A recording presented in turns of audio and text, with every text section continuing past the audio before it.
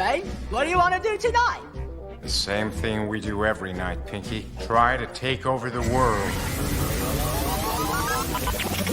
All right, yo, let's get into it. Try to take over the world. Preaching freedom. Try to take over the world.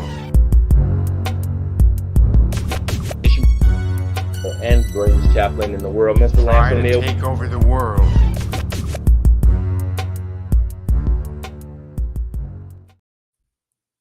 Yo. What up, world? It's your boy, KJ Bradley, and the world's greatest chaplain, Mr. Lance O'Neill. We are back on a Sunday. Do you know where your POGs are? Of course you do, man. We are right here in the building. And, man, do we have a Sunday pack for you. So it is about to go down. We're down to the last 30. Lance, are you ready? I wish the voting was this Tuesday. Oh, my God, man. I am so excited. All right, so listen up, Pog Nation. We got it. We got a jam-packed episode for you guys. So for those of you guys who haven't been following, it's going down to the wire for independent voters like myself. I am still on the fence. I know, shocker, right? So what we decided to do based off of Lance's ideas, we decided to bring in two different perspectives. So tonight we got a representative of the red team coming in, Miss Allison Ferguson. She's going to come in and she's going to make her case before the nation as to why she believes her candidate is the best. And then for the blue team, we got my boy, Mr. Elton Carter. He's going to come in and he's going to make his case for the blue team.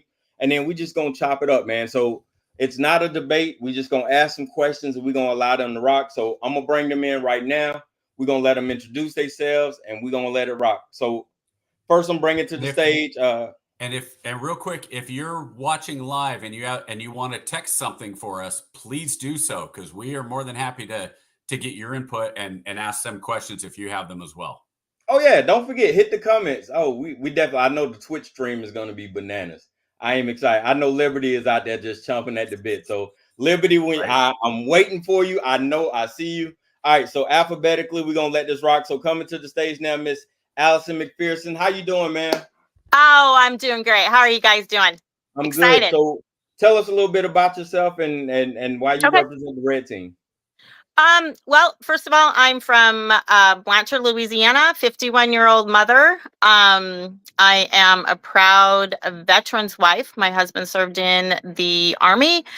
I have been red for many years. And will continue to be red. 100% Trump supporter, have been and will continue to be. And hopefully there's more Trumps in the future.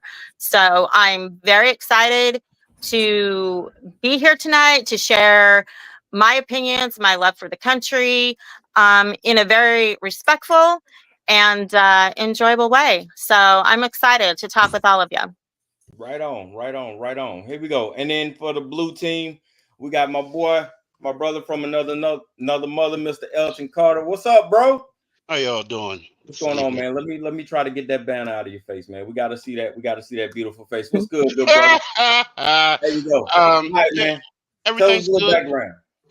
Well, my name's Elton Carter. I'm from Baltimore, Maryland. Hard worker, raised by a hardworking mother, hardworking grandmother, stepfather. Was great. Great family life, taught moral values. I love politics. I will always be for the rights of the people and not for the rights of the wealthy. I think what's fair is fair.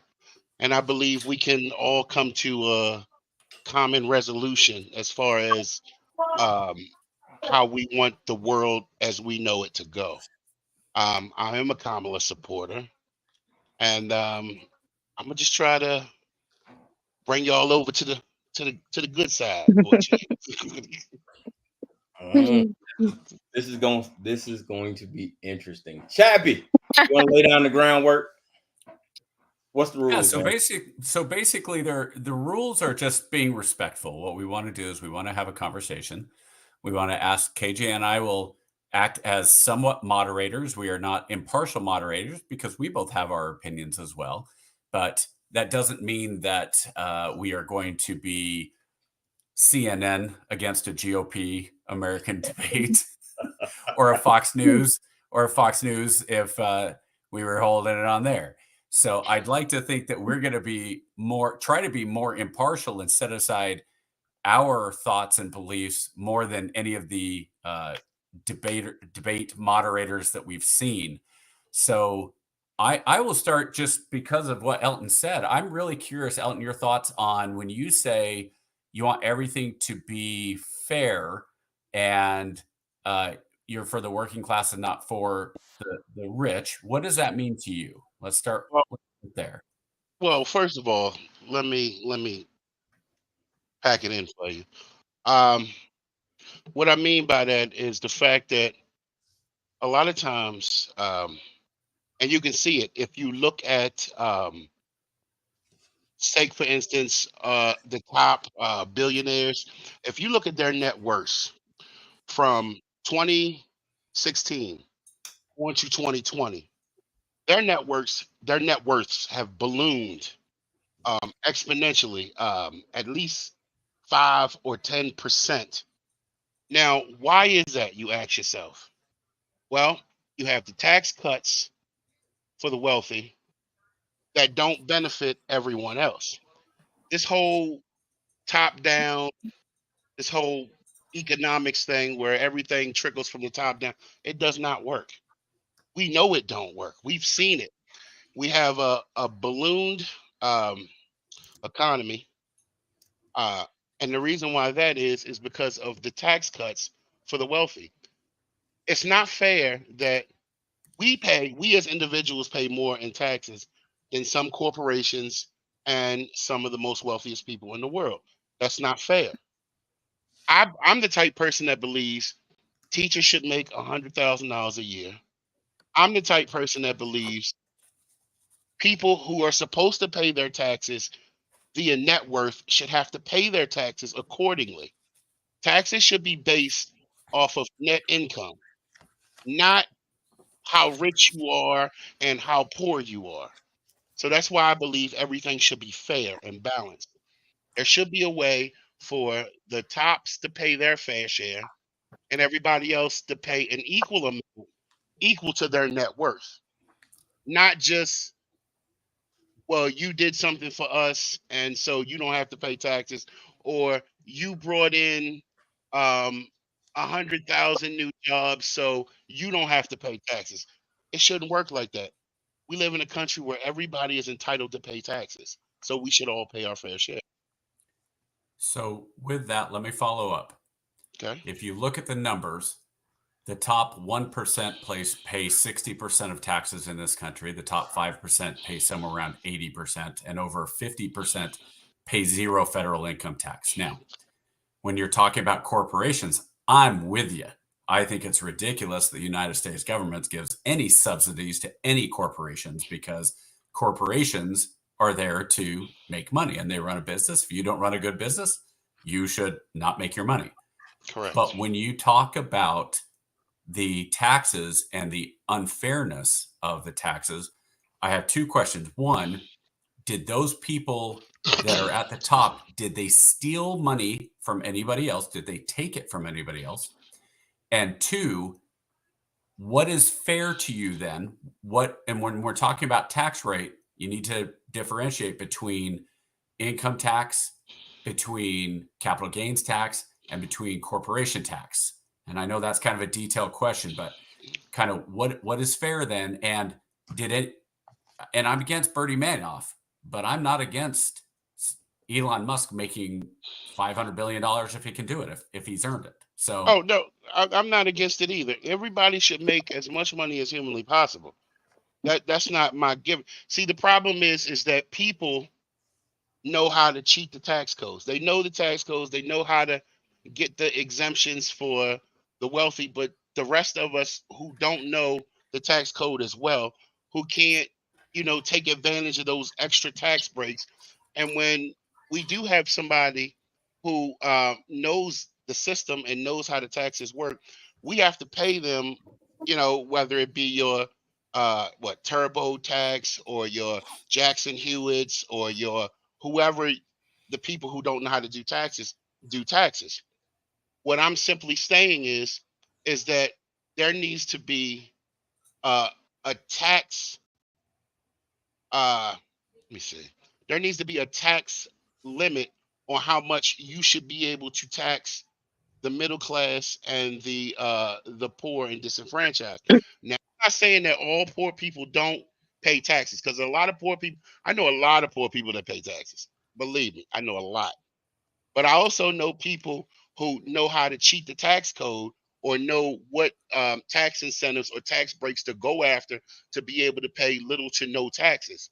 What I am simply stating is that we all should be accountable and aware of what laws that we can use to our benefits, not just for the rich, but also for the middle class and the poor.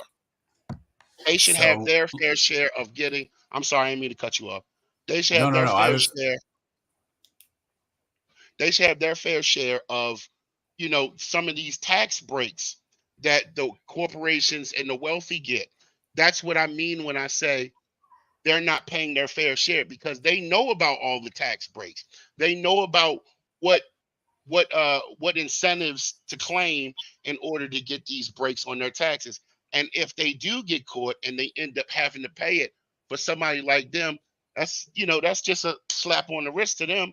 But for the rest of us, if we do it and we end up, something gets jumbled or befuddled in the numbers, we have to end up spending a whole year or two trying to have to pay all that money back just to get a break, because some of us need that break. So Elton, with that, let me ask you if you support an idea. Do you support the idea of flat tax, which Democrats do not support? Would you be somebody that says, yeah, a flat tax makes sense? And we can always debate about what level that tax would be. But right now we have a progressive tax rate, which means the more money you make, the higher percentage. The highest tax rate right now, federal, is around 46%, I believe. Yeah, 46. So there's already more. Yeah. So if you go a flat tax, that also, the biggest tax on poor people isn't even federal income tax. It's gasoline tax, sales tax, and those things. So would you support something along the lines of a flat tax that would actually help the most poor and the middle class and lower, or is that something that just wouldn't interest you? I support a tax where it should be based off, everybody should have to pay an amount based off their supplemental income. So like some people in some developed areas, a lot of places, they base your rent or your gas and electric or your car payment, a lot of places, off your income. So if there is a way where they can tax us just based off of what we make per each year, and there needs to be a new scale. Basically, what it has to be done is that our tax system needs to be swiped out, and they need to create something new, because the old tax rates and everything, like, it doesn't work anymore, because you have people who live in states like mine, who you get taxed on gas, you get taxed on food, you get taxed on clothes. But when you got states like Delaware or Texas or Florida who don't pay state tax, it's hard when you go to the store and you got to pay the taxes in the stores, and then you turn around and you still have to pay the state taxes. Does that make sense? I think I understand what you're saying, but yeah, let me break it down. Let me just real quick, because go ahead. I think what you're saying is, and tell me if I'm wrong, it's unfair that people in Maryland and California are paying a state income tax, where Texas and Florida do not have state income tax. Is that what you're saying? Yeah, but yeah, that's exactly what I'm saying. Yes. Okay. So real quick on that one, the property taxes in Florida and Texas are a hell of a lot higher than in California, than Maryland. That's where the makeup is. I understand. But that said, I don't trust the Democrats or the Republicans to fix the tax code.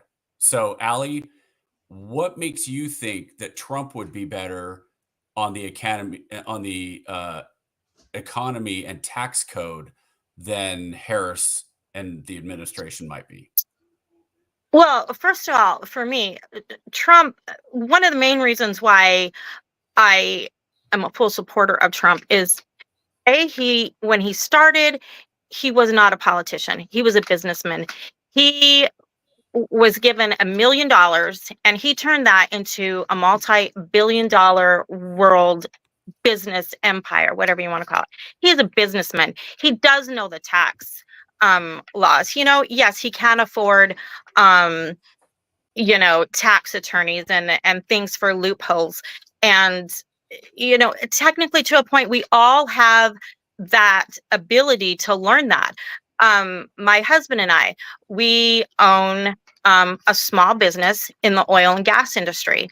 Okay, it took me years to study tax codes to find out what deductions we could take um to help us. We're a small business, 3 employees. That's it. Um, if we didn't, we would be taxed a lot. And so, as far as Trump goes, I think he knows the tax, I guess, codes. He knows how it works. He's a businessman. And I think he would know exactly where to cut, what changes to make to help the middle class, the lower class, the 1%. People talk about the 1%. It's not just Donald Trump that's in that 1%. You have other Republicans, but you also have the Democrats, the Clintons, the Obamas. I mean, they're up there too. So we all need to pay taxes, absolutely. And I would be okay with a flat tax. Tax reform, I think, definitely needs to happen. But as far as Trump goes, I think just because he is a businessman and he has proved over the years that he can run those businesses, I think he would know how to do that. So KJ, your turn. So as an independent, Can I piggyback off? I don't mean go, to cut you yeah, off, go, okay? yeah, go ahead, real quick. Let me piggyback off that real quick. You honestly you trust a man who's been bankrupt what 6, 7 times, like to run a country that you like you okay. See, for me, like I find this amazing for me because um you want to trust people with your money. And you have a guy who's literally been bankrupt a handful of times, but you trust him to run your money. You say, okay, I trust him with my money. I trust him to be able to go through the tax codes and tell me what's best for me. You honestly sit there and say that you trust him. Now, I'm not being smart and I'm not being facetious. I just really want to know because to me, I can't trust somebody with my money when I know that they have been bankrupt a handful of times. They have basically lied in the 2016 debate saying, yeah, I cheat. I don't pay taxes. Yeah, I cheat the tax code. He came out on national television and told the whole world how he Now cheated the tax remember code. what he said though. He said, look, I use the tax code and I pay people to lower my taxes as much as possible. So if you have a problem with rich people, you have a problem with the tax code, not with me. And I think we all have a problem with the tax code. And I don't trust any politician at this point to fix the tax code. But that's what I'm saying. Like, how can you say you trust him with your money when he's doing everything possible not to pay his fair share to make sure that bridges and roads and everything like that gets to pay his contributing share so that everybody can, have bridges and roads and teachers can have a fair share and the police get their fair share. Like everybody is paying a fair share of taxes. But you have a guy, Donald Trump, who continually does everything he can to cheat and take from and try to monetize in the best way possible to make it seem like he is the one who, oh, I'm the great guy, I'm the great businessman. You're not a great businessman if you have been bankrupt a handful of times. To me, that just doesn't make sense. I think it's about perspective. I think the way they look at it and they frame it is he didn't go bankrupt because of failure. He went bankrupt for leveraging, right? So he leveraged his debt and then he went bankrupt to capitalize on the debt to profit off of. Well, and there's another part of that. So you can't necessarily equate brilliance with or whatever with bankruptcy. Tesla died penniless, one of the smartest guys ever. Colonel Sanders went bankrupt multiple times. Hershey went bankrupt multiple times. Yeah. And Trump, you have these, the way it works, you say he went bankrupt 6 times. He's had businesses that went bankrupt 6 times. And if you're smart, like KJ right now, KJ's starting a small business. Allison has a business. I guarantee you, neither of them, their businesses are in their names. They are LLCs. That's why you do it, right? Yeah. So you can try these things. And my argument against for saying Trump has been bankrupt would be, well, okay, how many businesses has Harris started? How many jobs has she created? What has Harris done on the business side or the economic side that should make me think for longer than 10 seconds to go, oh, Harris knows what she's doing with the economy and then the obvious second question is, if Harris does know what she's doing in the economy, why didn't she influence the Biden administration?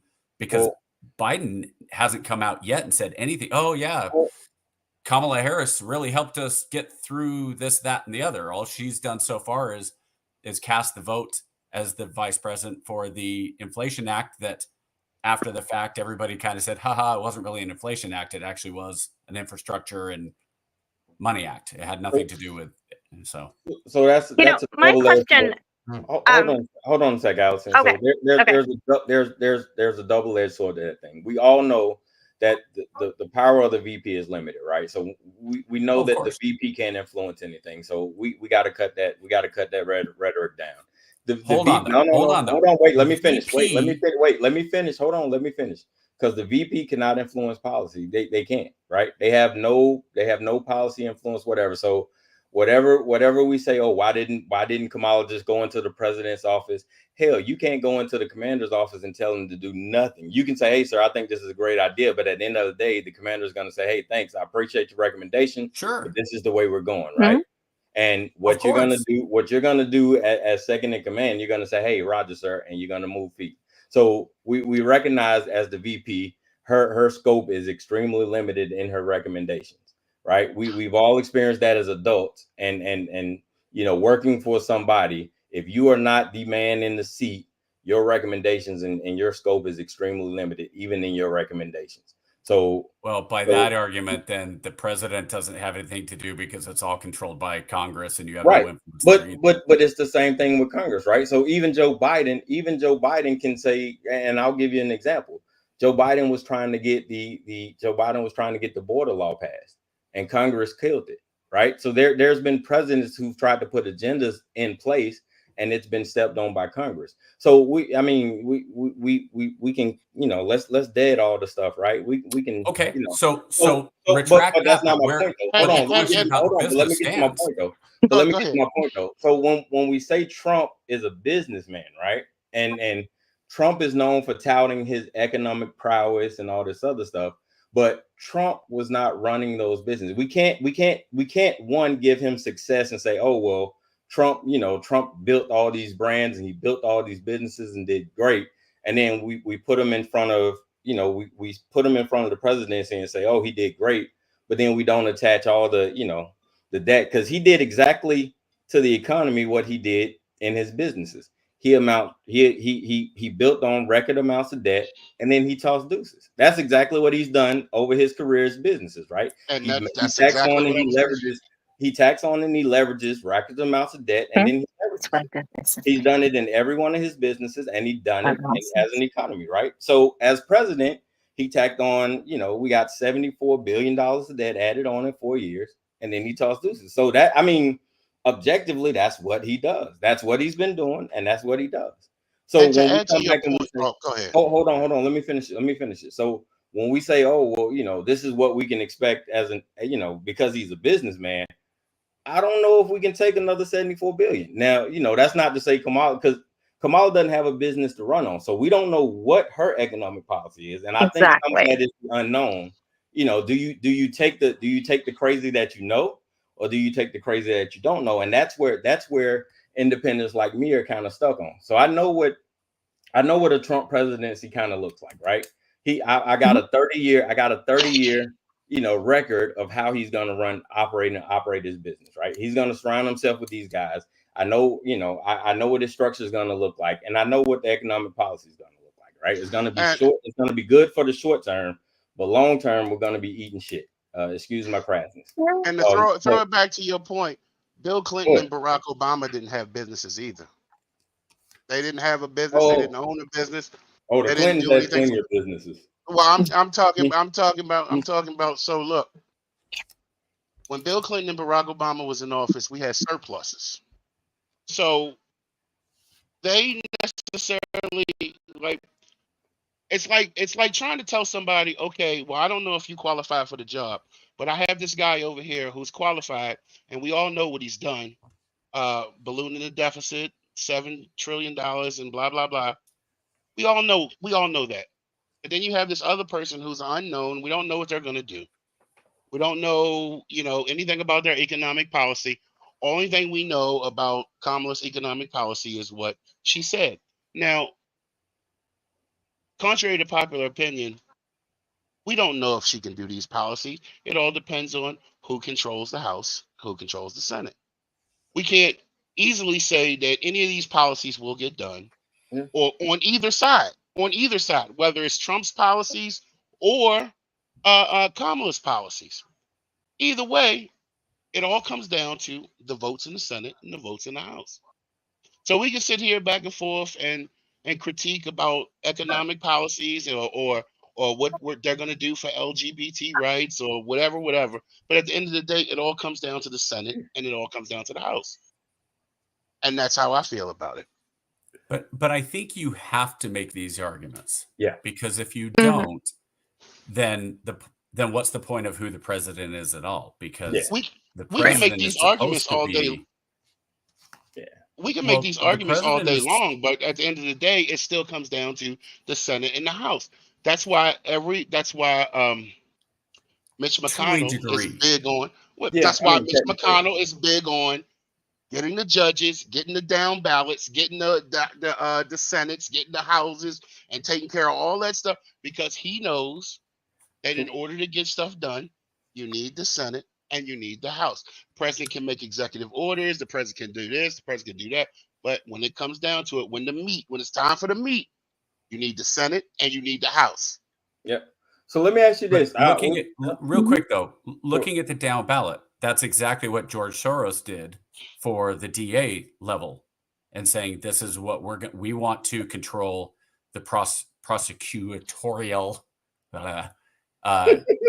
thing.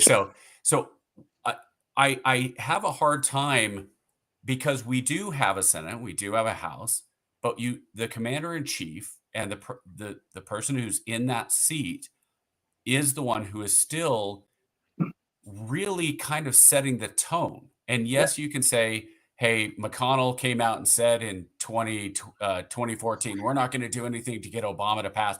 Our job is to not let him get a single thing passed. Yeah, guess what? That was the same job that Harry Reid had when it was Bush. So that's nothing new. Right. But as far as, again, with Harris, I have a hard time with that, because so she's the VP, so she had no influence. She was a senator, so she really didn't have any influence. She was the DA, so she had local influence. At what point do you say, okay, well, let's hand somebody the keys to the car that has been in the passenger seat? Like, I've got a 15-year-old who's got his learner's permit, and I just bought a truck with a clutch. He's watched me use the clutch. Am I going to hand the keys to him? But that's the same thing as you saying, like, everybody thought in 2015, 2016, Donald Trump was a laughingstock. Oh, he's just doing this for publicity. He's just doing it. Nobody really took him seriously. No one. So at the end of the day, you have to ask yourself, we handed him the keys. You can't just say, okay, it's okay for us to hand him the keys, but not hand her the keys. And like the lady, Miss Allison, said, Trump wasn't a politician. So of course, we look at politicians as people who lie to us, tell us what we want to hear, and then make empty promises about things that influence us in some way, but never come through with them. So you can't just say, oh well, you given if if you can give Trump the benefit of the doubt, you have to give Harris the benefit of the doubt as well. Now, hold on. I didn't say I was giving Trump the benefit of the doubt, though, because KJ and I spoke about this last week or the week before. Eric Weinstein, really physicist, smarter than all four of us put together, higher IQ than all four of us put together. And basically, he went in and he laid it out that the way the system is set up right now is for only establishment people to be elected. Trump, as a populist, came in, and like you said, he was a laughingstock. He was a joke. The people on the left were pushing and saying, "Go vote for Trump because Hillary will beat him. He's the one." She did beat him, though. I mean, technically she beat him. If it wasn't for the electoral college, she would have beat him if it wasn't for the. The only thing that saved Trump was the electoral college. We all know this. Come on now, like we all know this. Oh, the rules are the rules, my brother. So I know the rules are the rules, but in retrospect, if we were going by popular vote, the way most countries do it, Hillary Clinton would have been president. And look, so okay, hold on. By that argument, Oregon had 200 yards less in total offense than Ohio State did, but Oregon won 33-32. So Oregon doesn't really win because, well, there were more yards gained by Ohio State. That's apples to apples. We're not comparing apples to apples, and no, we're not doing that. What I'm saying is, Elton, I can kill that argument. The popular vote. Elton, let me kill that argument real quick. Hillary Clinton.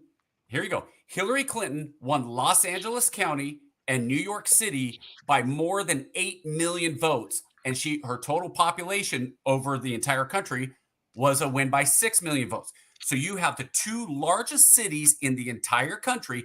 Those two were the entire amount of what she won by the popular vote. So if you only go by popular count, nobody matters in anywhere except the big cities. Mm-hmm. And then your entire country is going to fall apart because if people can't trust that their voices are, and this is why the framers were brilliant. They said, all right, by population, we're going to have the House of Representatives. The bigger population you have, the more power you have. New York gets awesome power. Virginia gets awesome power. Eventually it became California has awesome power. But the Senate, we're going to keep it even. And that's basically what they've done with the Electoral College when they did it. And as we expand. And it's amazing to me, the Electoral College has been fine. It's worked. Everybody has been fine with it all the way until 2016 when people started freaking out about it and going, oh, Hillary. 2000. So 2000.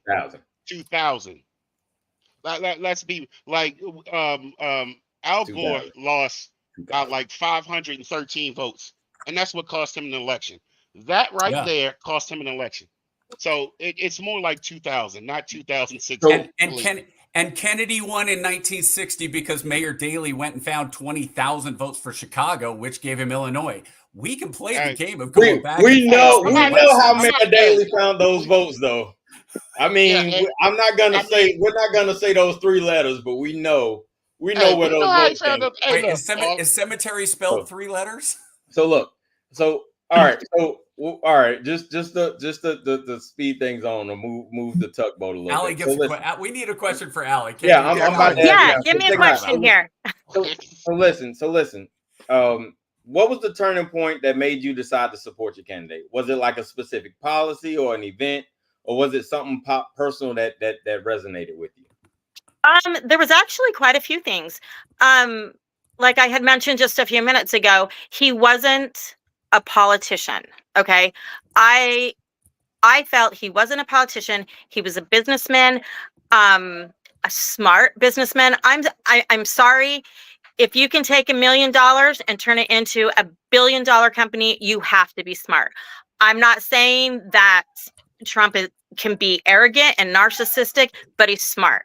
Okay. I like that because my opinion, on both sides, Democrats and Republicans, okay, there are corrupt in all of it. And I think there's more corruption in Washington than not. And I like the fact that he wasn't a politician, he was a businessman. And I thought, you know what? I'm going to give him a shot. He believed his, with the energy industry, the oil and gas industry, his conservative views on certain things matched mine.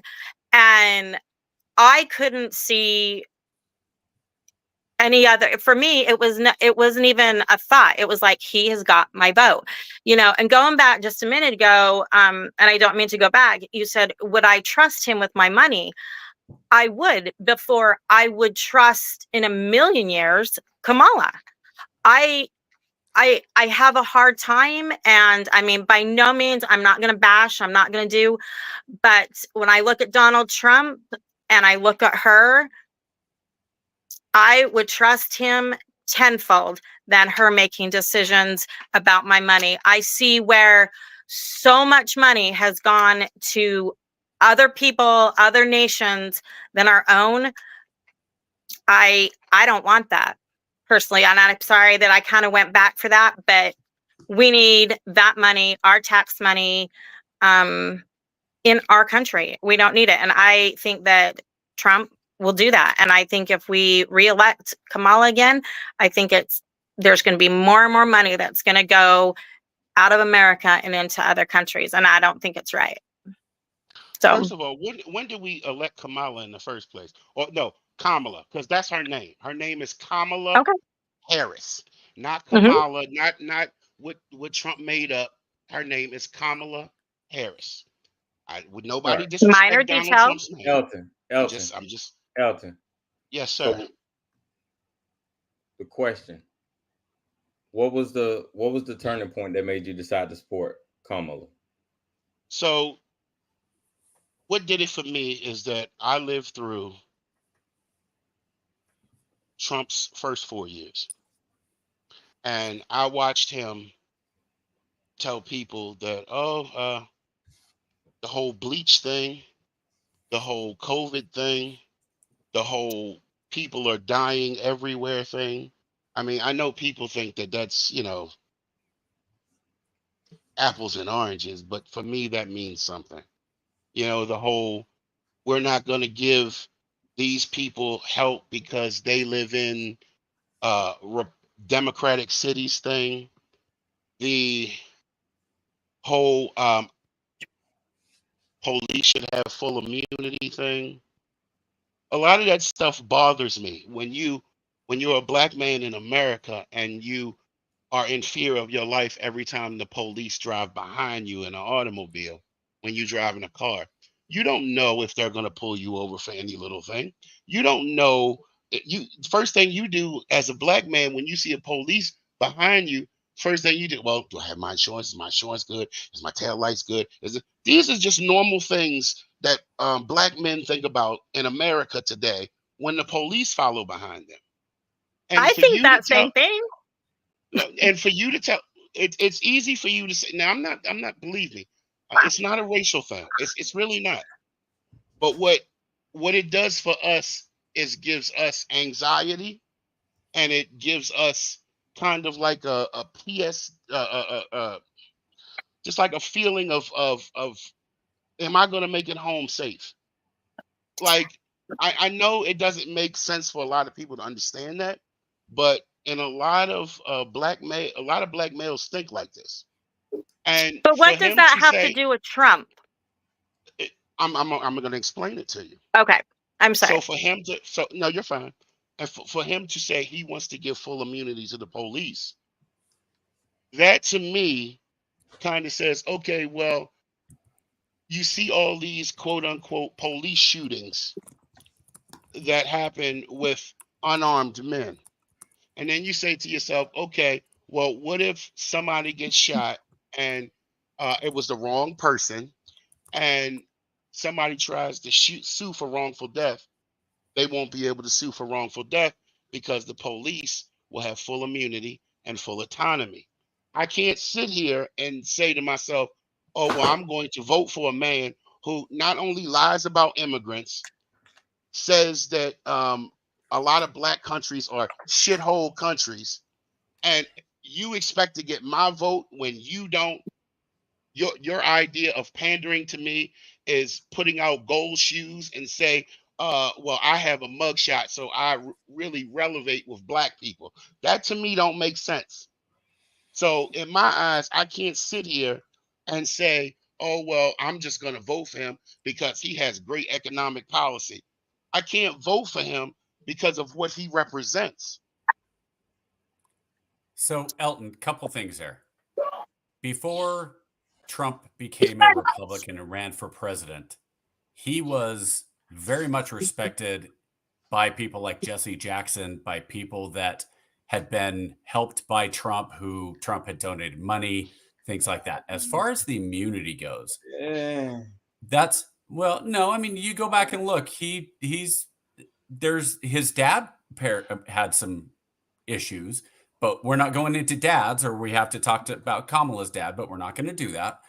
But the thing I have found with most of the things that Trump is accused of, if you go back and you actually look at what happened, the easiest example is the fine people on both sides.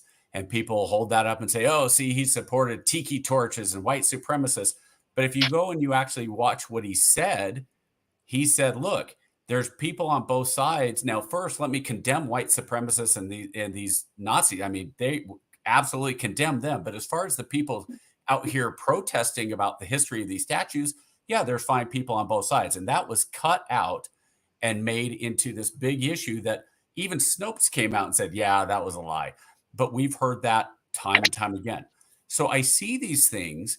And the Central Park, okay, so Thad just brought up the Central Park 5.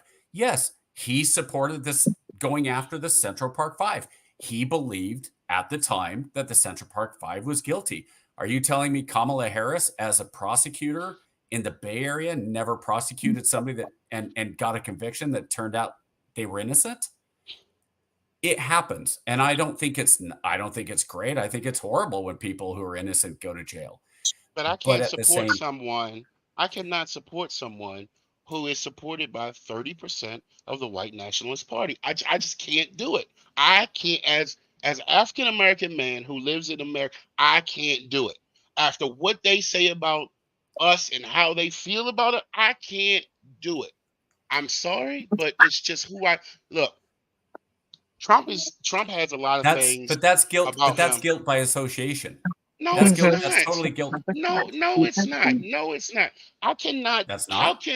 How can someone support someone who doesn't condemn these things? Donald Trump does not condemn racism. He don't condemn white nationalists. He don't condemn none of that. How can I find myself? Elton, I promise you, if you go look it up, he has condemned white supremacists time and time and time again. You're being gaslit by the media that doesn't show you. Not. I am not. And I look, I have facts that I'm not. I'm telling you. Time out. To be fair, Trump does. He'll put out some stuff in the national media to say, hey, no, I'm not against that. But then he'll go into his rally and he will dog whistle. I mean, you could just look at his tweets. That's just his MO. But he will do it. Kamala does it. Everybody does it. But we're not gonna talk about that. We're gonna move forward and get off of that. So let's talk about the future. All right. So Allison, yes. What about your candidate's vision for the future of America that gives you hope? And how does that align with what you believe the country needs right now? First thing, the border. However you want to close the border, the wall, gates, I don't care. It needs to be shut. There are too many Americans being killed with fentanyl. People coming across the border, we don't know where they're at. They're convicted rapists. They're convicted murderers. They're all of these things. And, my husband is an immigrant. He was born and raised in Ireland. He came over here to the States the right way, went through the process. We paid the money. He stood before a judge. He raised his hand. He took that oath. Okay. America is the melting pot. You are more than welcome to come here, but don't come here illegally. I can't wrap my head around how people are okay with these borders being open and these border patrols just having to let these people walk through. I don't care what just people say. There's not as many as you think. There is. Living down here in the South, my husband working in the oil field, we see what's going on in El Paso. Hotels are being taken over. Illegal immigrants are putting in hotels. It's like they're getting all of this stuff. The border has to be closed. It has to be to protect. Americans need to be first, period. Inflation's one of them. I agree with his stance on inflation. I absolutely agree with as far as the future goes, in the energy industry. When Trump was in, we were exporting, selling to other countries, crude oil, gas, whatever. Now we've depleted our reservations. The pipeline has been closed. We've lost jobs. The oil industry right now is at a standstill because we know that if Miss Harris is elected, we're going to suffer. We're going to suffer, and we're going to suffer bad. I don't think, this is my personal opinion, people do not understand what the energy industry does for this country. I believe in Trump's ideas for the future to open back the pipeline, open up fracking, open up more of the oil and gas industries, which in returns gives good paying jobs. It will help the economy. It will help the cities. It will help the overall. That's a big one. That's a big one for me too. The tax cuts. Another thing that is really near and dear to my heart is defending the Constitution. Okay, defending our freedom of speech, freedom of religion.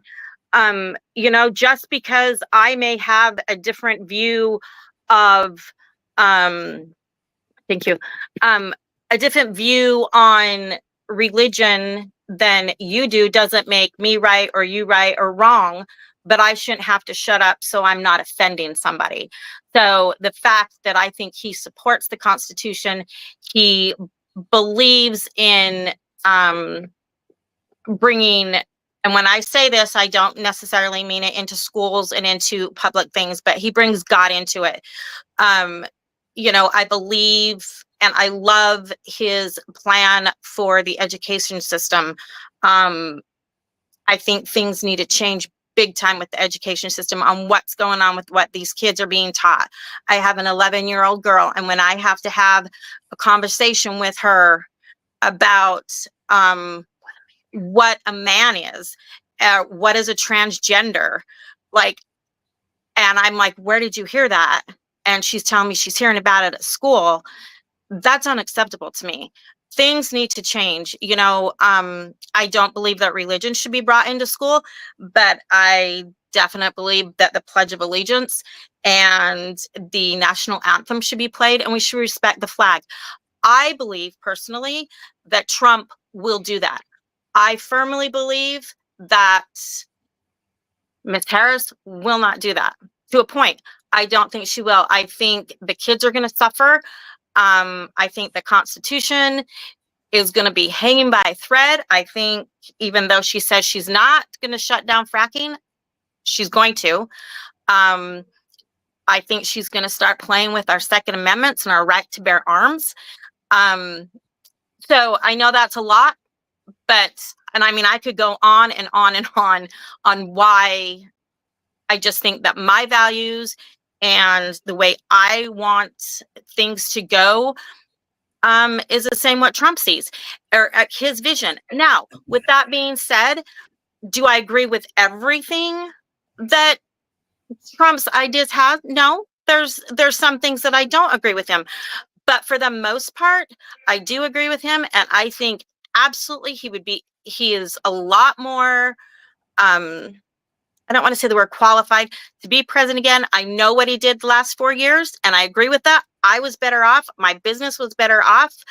I was better off in a hole when he was until when Biden and Harris took over. So I have that picture. I have that idea, and I don't worry and I don't question him at all. And that's, I guess, that kind of sums it up. So Allison, I pushed back on Elton a little bit. I want to push back on you Okay. on one. Yeah, absolutely. One thing that really concerns me, and I understand the Constitution side, and that's the one I want to go with. Okay. Trump has basically come out and said that the people that are criticizing him on Twitter and in the mainstream media should be prosecuted. That's scary. And don't get me wrong, I think Harris and the Democrats have that to a degree as well. But that scares, that worries me probably more than anything Trump has said. So what are your thoughts about what he has said about potentially going after people who don't agree with him on social media or in general media?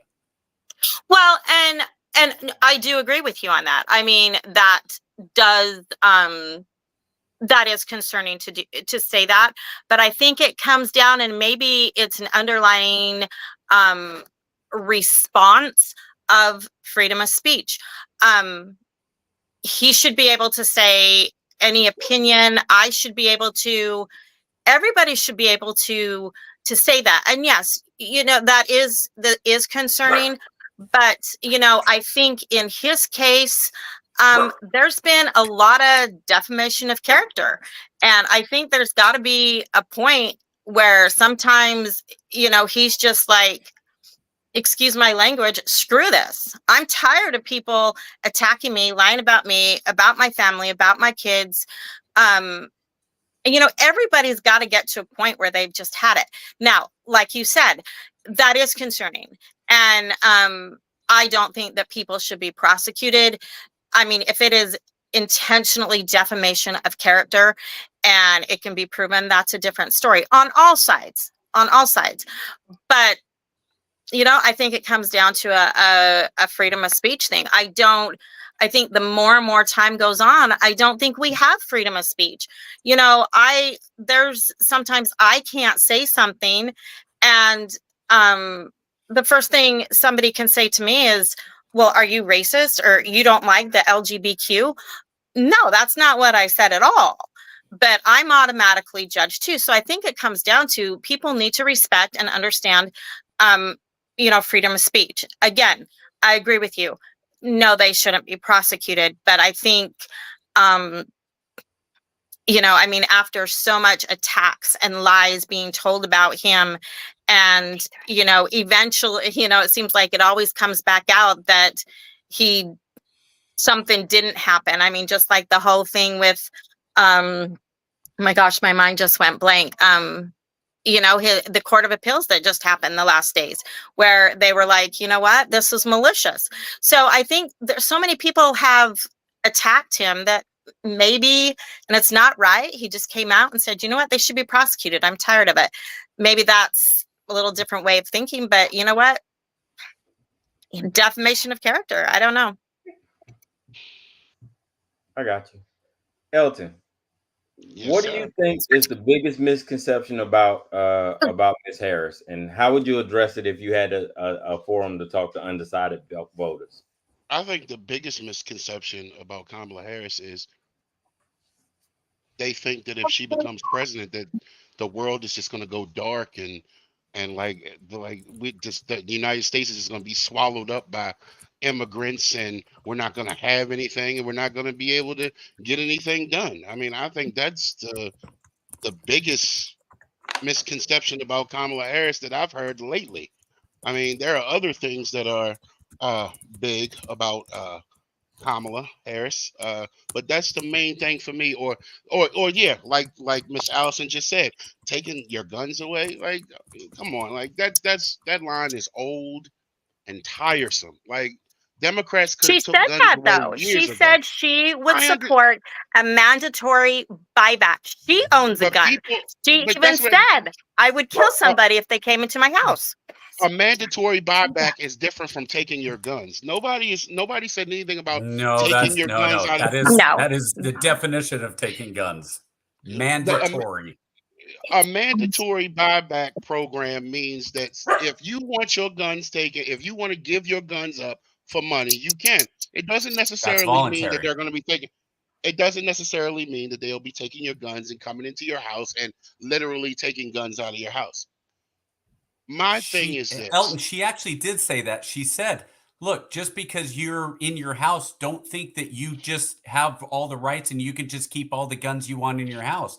We're going to have a mandatory buyback. She said this is on one of the campaign ads that Trump was very smart to put out in a campaign ad. So I don't think that one's misinformation. Now, do I think, and let me caveat that because we have been talking about House and Senate.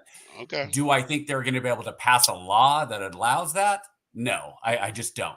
And even if they did pass a law, I think the Supreme Court would come out and quash it pretty quickly. Yeah, the Supreme Court. Oh, I think we might have lost Allison. Yeah, we lost Allison. Did we lose Miss Allison? Yes, I think we did. But keep going. So I just wanted to jump in on the mandatory buyback one. That one, yeah, she did say, but I understand that. I understand that. But like I said, people. So when people say, okay, well, how could Kamala flip flop on certain issues? Sometimes when you. Sorry, guys. No, you good. Welcome back. Okay. Sometimes when you can hear you. Sorry, I'll keep going. Okay, go ahead. Sometimes when you have an issue that when you have more experience and it's like me. Let me take me for example. So I was a firm believer that I'm trying to think of a good example for you. Well, basically, okay. So basically, what it is I don't have a problem with people changing their minds. Mitt Romney got killed in 2012 because he'd been more along the lines of pro-choice. And then he said, look, in my time as governor, I had to pass bills about stem cells and I had to really look at the issue. And so I changed my mind. And Republicans, in my opinion, stupidly attacked him for that. I don't have a problem with changing minds. I think what it has to do with is people who is okay. So like, for instance, Trump comes out and says, oh, he's for abortion. He's for this, he's for that. And then his party is saying, oh, no, we're not for abortion. And then his wife comes out and writes a book and says, oh, women's choice, women's right. Like it's so much, excuse my language, but it's so much of a kerfuffle going on that we don't know. We really don't know what's true. Yeah, you like that. We don't know. We don't know what's really true and what's not anymore. And like a lot of times you hear people talking about things like, oh yeah, Kamala Harris becomes president, the world is just going to get dark and everything's going to be this and everything's going to be that. Well, we don't know that yet. We all thought when Trump became president, the world was going to get dark. The world didn't get dark. Well, we did have COVID, but the world didn't get dark. I don't believe that if Kamala runs the White House, the world will change that much. But I do believe that with the things that are going on and with the Trump-Putin relationship and all this other stuff going on and about how he wants to get out of NATO and get out of the Paris Accord, like all that stuff matters. That matters. And for me to just simply say, and the Supreme Court thing matters too.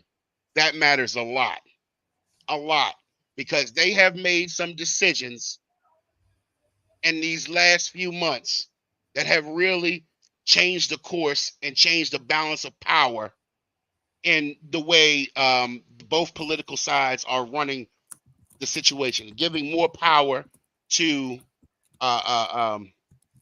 what they know to be the 2025 doctrine. That's what I call it. I've read that. Can I say something? Go ahead. Is that okay? Okay, thank you. Go ahead. Okay, first of all, when you said Trump's relationship with Putin, here's another reason why I support Trump. Yes, he may have a relationship with Putin as he does other world leaders. Okay. He, I believe, has the respect. Okay. The other world leaders have respect for him, because if he says, you don't do this, I'll go blow the hell out of your country. And they know he will.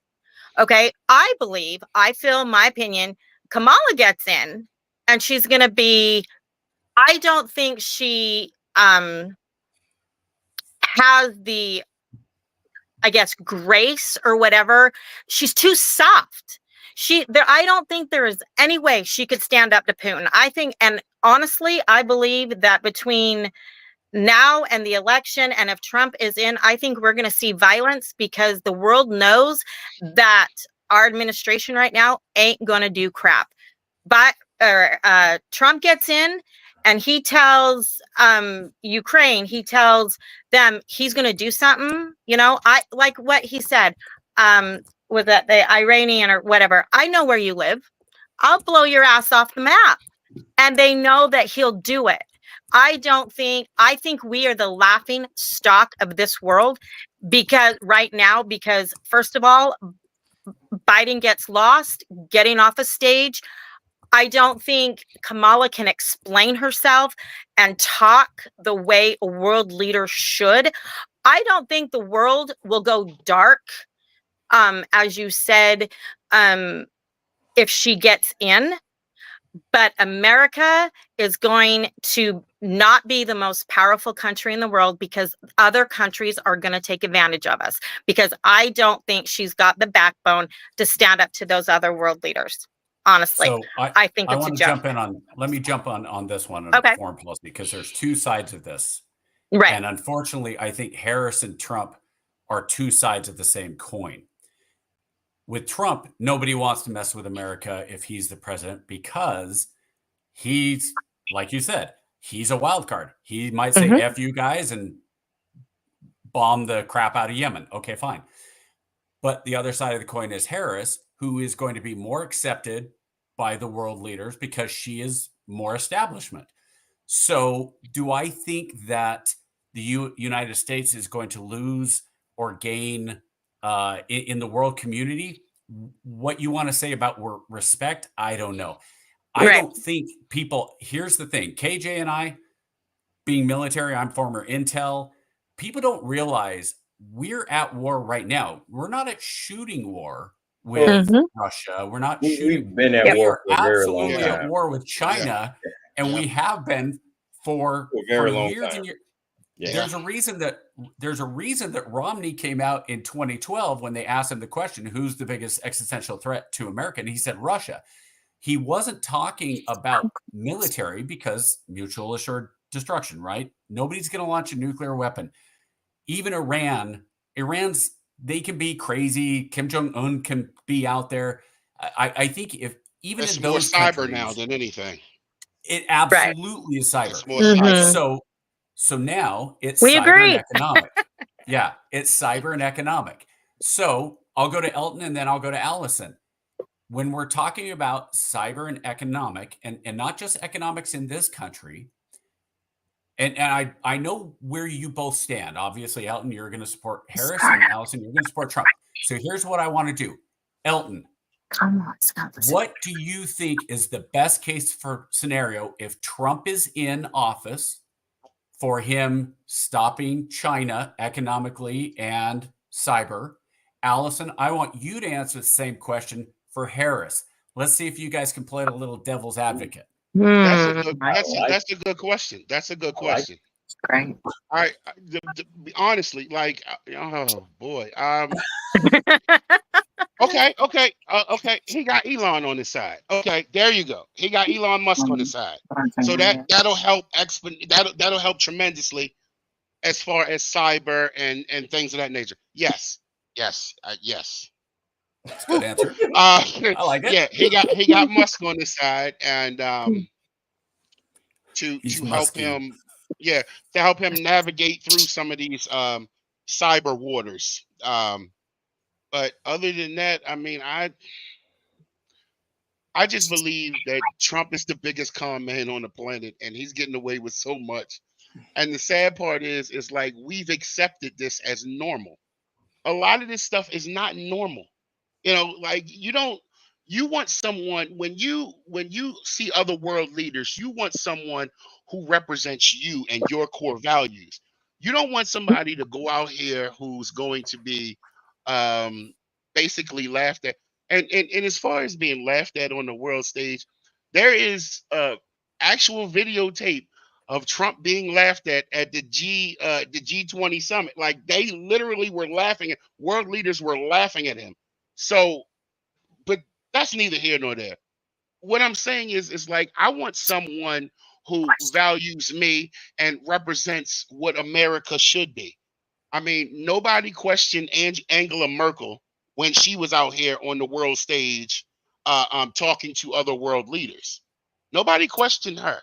And then you have a new president in That's my Mexico boy. who is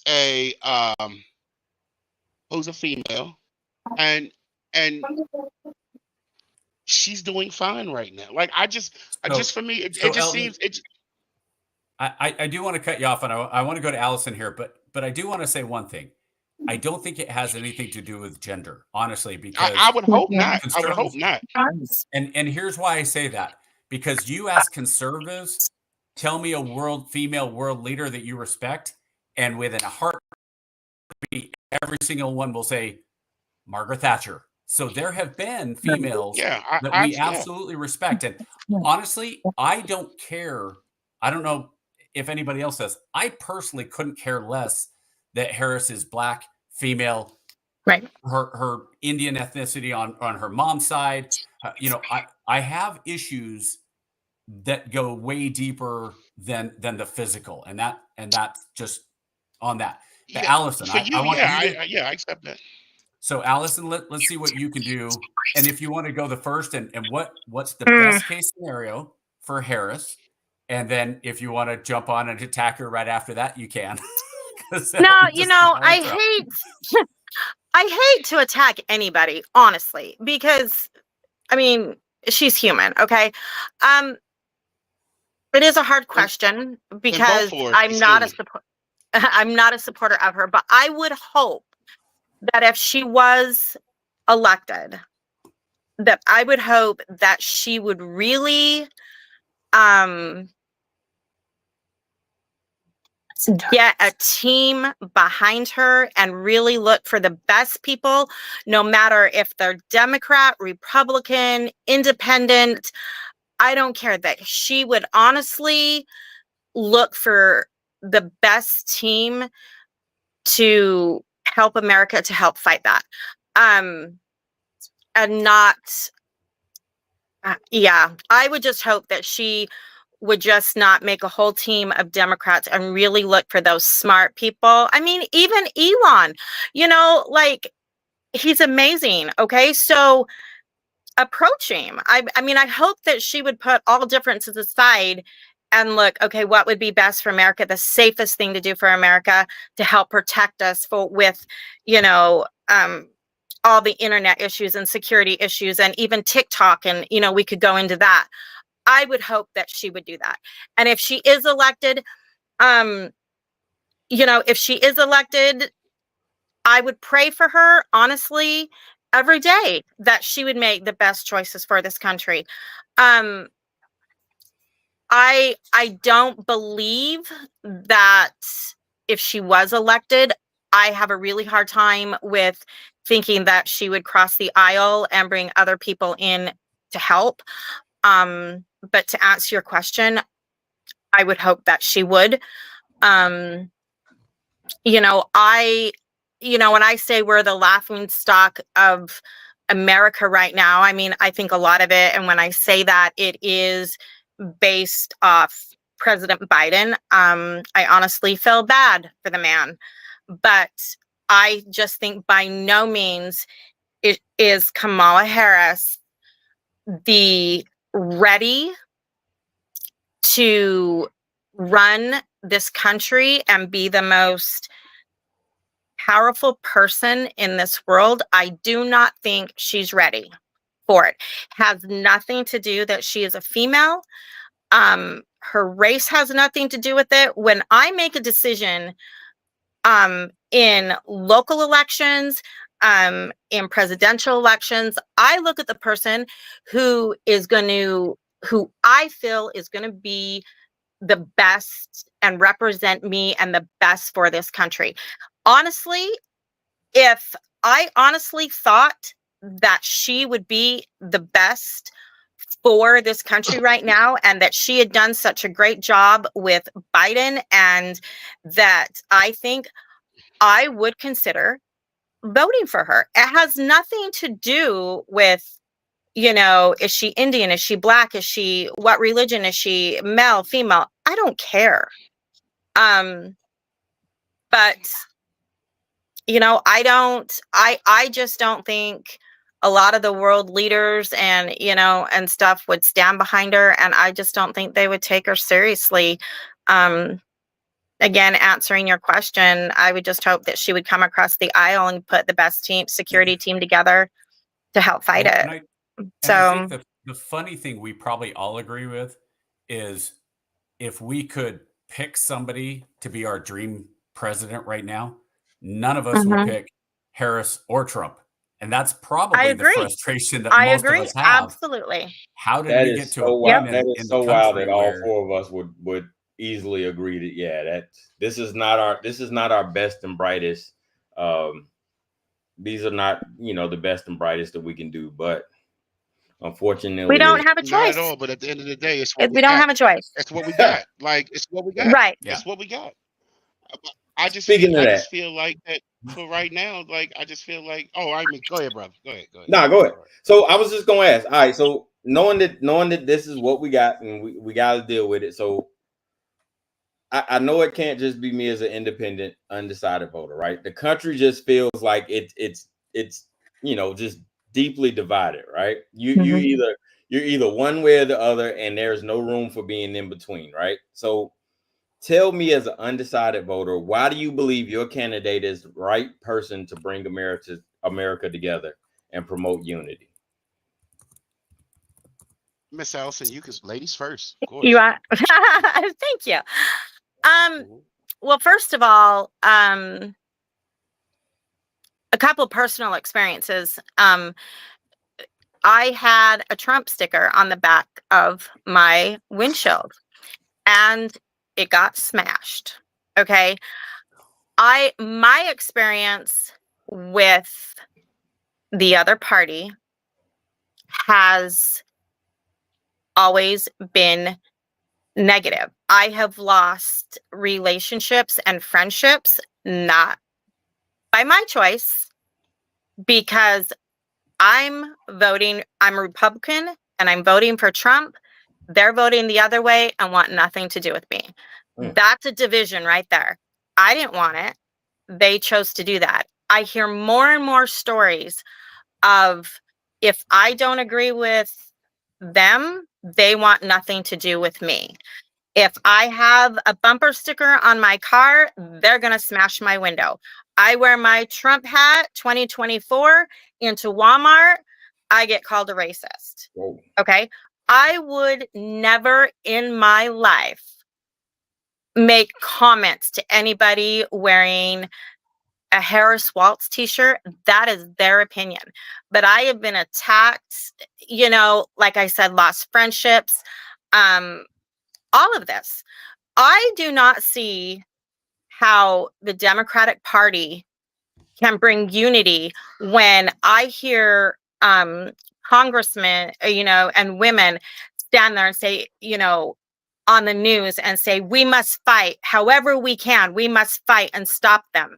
Okay, that's not bringing unity at all, and then then you could take it to the January thing. Okay, you can take it all there.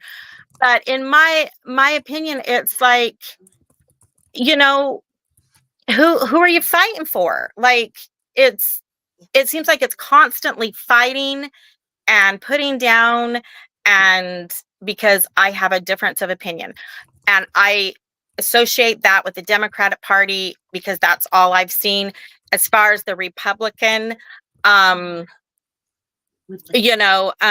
far as the Republican side, I have a lot of friends who feel the same way I do right now, that they've lost friendships and they've lost, one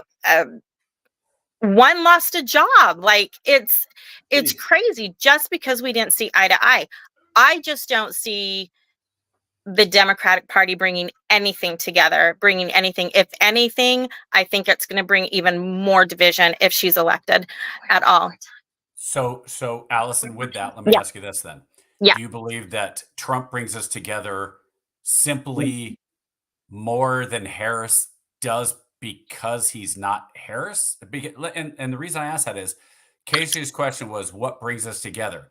And I have some thoughts on Democrats and all that, but what is Trump doing to bring us together? Because I don't see a lot of that either, honestly. Well, I see when, I watch him talk at different rallies, and, there's bantering on both sides, but I see more from him saying, we are all Americans. I am here for all people.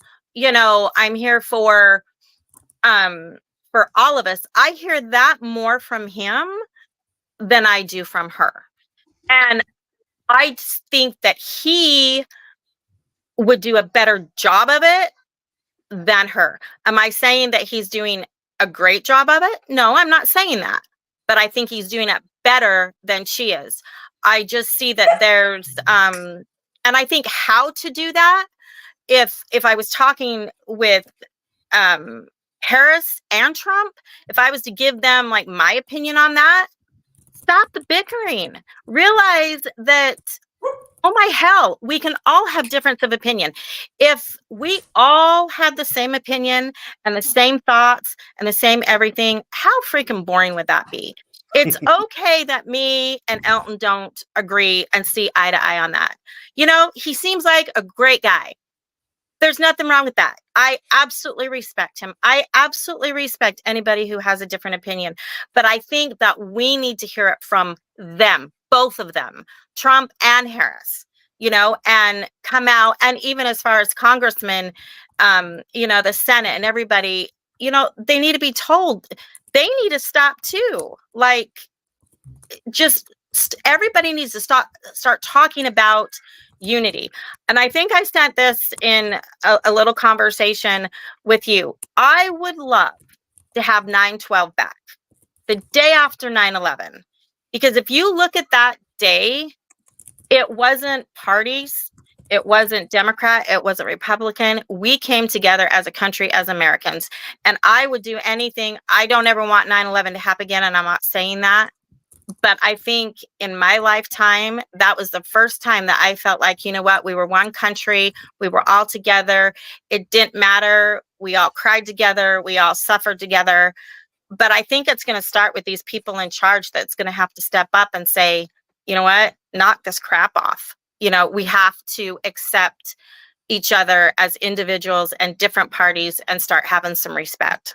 Because if we don't, we're going to go to hell in a handbasket real quick. Either way, I think that if Harris is elected, I think there's going to be issues.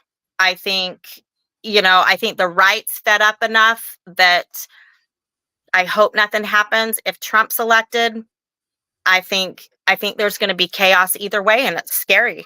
I don't want that. But unfortunately, I think that's the way the country is right now, and it's terribly sad because we're the greatest country in the world, and I think we've gotten really messed up, and we need to get back to what America really stands for and respect that flag. Everybody, instead just start having respect for each other, or it's going to go real bad. Elton, what do you think? You need me to ask it again, or? No, I'm good. I was just taken in by what Miss Allison said. It's funny because, like, I already know. We all remember who Dick Cheney was. I'm quite sure we do. Kamala has the support of Dick Cheney. Like this goes beyond like what we know. What we know as far as bringing Democrats and Republicans together, Dick Cheney. Not the What? argument you want to make, Elton. I Like, promise well, you that is not the Kennedy argument you want to supported make. Trump. Look. When I'm look. So I look. Ooh. Dick Cheney is not a big fan of mine in no way, shape, or form. But just the fact that there are a lot of Republicans out here who support Kamala Harris against Donald Trump already. Like you want to talk about people who bring people together. For all the things we spoke about this evening, no one has ever said anything about, well, let's just see what she do. Let's give her a chance and see what she's going to do. We don't know what she's going to do. We assume what she's going to do. See, we already know what Trump is going to do because we've already been there. We've already seen that. We don't know what she's going to do yet. Is that the scary part? Because we don't know? Because this country is built on change and things being different. As far as Kamala being someone who can bring people together, we don't know what she's going to do until we give her a chance. We see what Trump is doing just this week. Just a few days ago, he was in Detroit and talking about if you don't vote for me, the whole world is going to look like Detroit. Like, is that unity? Is that bringing people together? Like, I mean, is it just me? I mean, like, am I the only one that sees that? Like, I just feel but Elton, let me ask you something. Let me ask you something with the Detroit comment, because I've heard that same thing, and you brought up Haiti also. Are we talking? Do you believe that Trump was saying, and you have your opinion, it's fine. Do you believe Trump was saying that Haiti is a quote unquote shithole, and that the entire country will be like Detroit if Harris is elected? Do you look at that as a racial thing or as a socioeconomic thing? I look at that as just, I look at it as a thing like we all know or assume we know what Detroit is, or what it's supposed to be, or what it used to be, and what it is now. Drug infested, this, that, and the third. That's the future. That's the future that he claims that the whole rest of the world is going to be like. Oh, we all going to be out here, under Kamala. We all going to be on drugs, and we're going to be doing this. We're going to be stealing. We're going to be rioting. We're going to be doing this and doing it. I do agree with Miss Allison when she says, no matter who wins, it's going to be a riot. Because if Trump loses again, it will be a riot again. This is not the first time this has happened. I just feel like, me personally, when you ask the question, who would be better at bringing people together? I truly, truly believe that Kamala Harris will be better at bringing people together because she already said it in a speech she gave a few weeks ago about how, and this was before she started doing the press junkets, about how she wanted to bring Republicans in her cabinet. Even before even before she went on Howard Stern or all these other people that she went on, before all that, she did say how she wanted to work with both sides. Trump, on the other hand, wants to fire everyone, bring in his loyalists, bring in his people, and there's no unity in that. Where's the unity in any of that? There is none. But every presidential candidate has said, I'm going to have the opposite party in my cabinet, and none of them ever do. They all say it. I get what they all say, and I Elton, can I ask you something? Can I ask Elton something? Sure. Okay, so, and I'm sure this is a question that you've heard out there, but I would really like to hear your answer for this. I've heard you say multiple times tonight that we need to give her a chance. We don't know what she's going to do. We don't know how she's going to react. We don't know how this is. Okay. She has been the vice president for the last 4 years. She has said multiple times, okay, on day one, I am going to fix this, and this, threw Biden under the bus, maybe. But then she comes out not too long ago and she says, when asked the question, how do you feel Biden and yours administration has gone? And she's like, there is nothing that I would change. How can I trust her that she's going to say she's going to fix things that are wrong that she's been a part of for the past 4 years. If she doesn't feel, or she feels that her and Biden together has done an amazing job, what is she planning on fixing? Don't say Trump. Like, I don't want to hear any blame for Trump, because he's blamed for everybody. But what do you think? She's been the vice president of the United States. Nothing has happened. So what is she going to fix on day one that's broken if she's been the VP? She's been with Biden for the past 4 years. Well, first of all, that's a great question. But I can answer it. Okay. It's a level of respect. You know, it's like you are, like, say you run a company, right? You don't run a company. You're the person who's about to take over a company, and the person who's your successor, you're going to succeed someone, and you don't want to talk bad about the person you're about to succeed. You know, it's a Right. respect thing. You don't want to disrespect Joe Biden when he's on his way out the door. We already know what Joe Biden has done. We've known what he hasn't done. And when asked the question, what would you change differently? Mhm. Like I said, that's a gotcha question. You can't answer that while the man is still sitting in the White House. It's a respect thing. Now, after he gets out of the White House, and if she does win, I'm quite sure she will change things. But in the meantime, you don't throw somebody under the bus while they're still running the country. Or if you think he's still running the country, or if you don't think he's still running the country, at Right. the end of the day, he's still the president of the United States, and there's still a level of respect for that office that you cannot go against at that time, no matter if you are. Because remember, Joe Biden picked her as his Right. running mate. So that would be saying, okay, this is my boy. I picked him. He's my guy. And I, knowing in the back of my head that, okay, he's made stupid decisions, I know what I would do differently.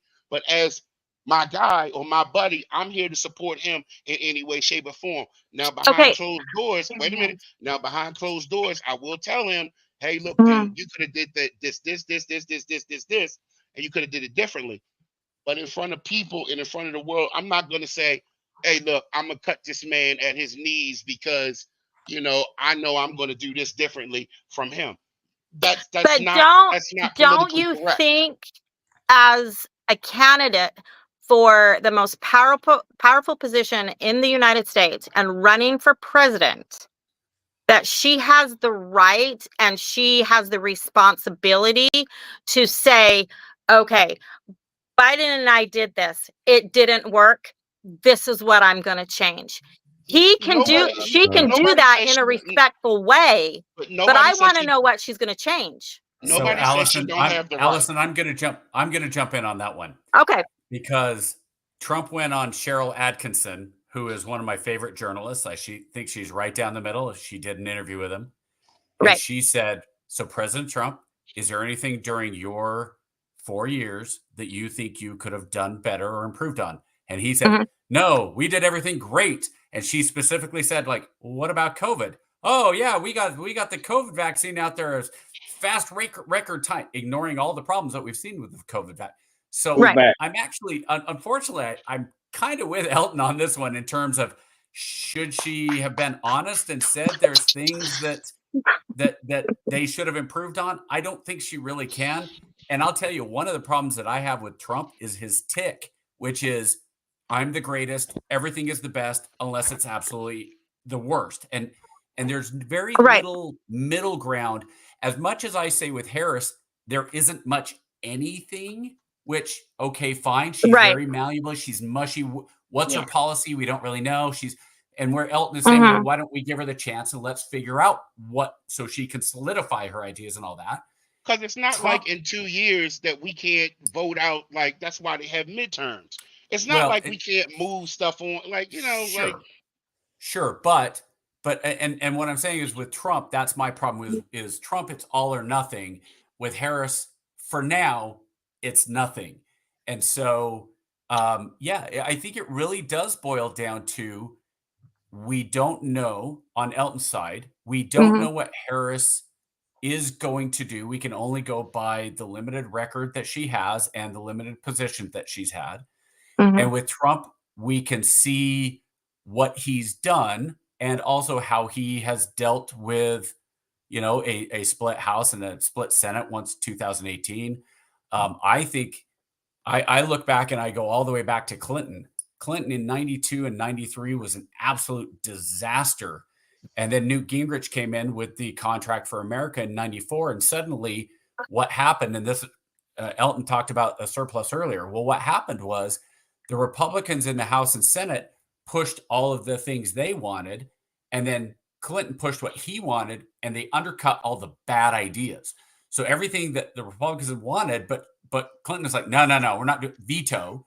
And everything that Clinton said, yeah, I think this is a good idea. They went, no, we don't want that. But the things we can work together. And I think the biggest problem we have right now in American politics is we don't have really anybody in the middle that is willing to come up with the plans that are going to help the middle people. When Harris is asked, well, what are you going to do for the economy? And she says, oh, well, I was raised in a middle class. I don't care. Like, what's your policy? And when you ask Trump the same thing, he says, I'm just going to make the economy the greatest ever. That's my problem with both of them. Yes, I know what Trump has done. I know what Harris's record is. I don't like either of them. For me, it's going to be a voting for the lesser of two evils, in my opinion. KJ, you got something? That's the worst. That is the worst cycle we've ever been in. Couple of things, and then we're going to invite Mac in. Hey, Mac, I see you. I see you in the waiting room. We coming to you, brother. Hold tight. All right. So a couple of things. Yes. Who's Mac? I have no idea, but he's in the waiting room, and we're going to bring Mac in to say hey. Okay, that's my husband's name. Cool. So we're going to bring him in a sec. All right. So listen. If that's my husband. Cool. We're going to bring him in. All right. So yes, I do think.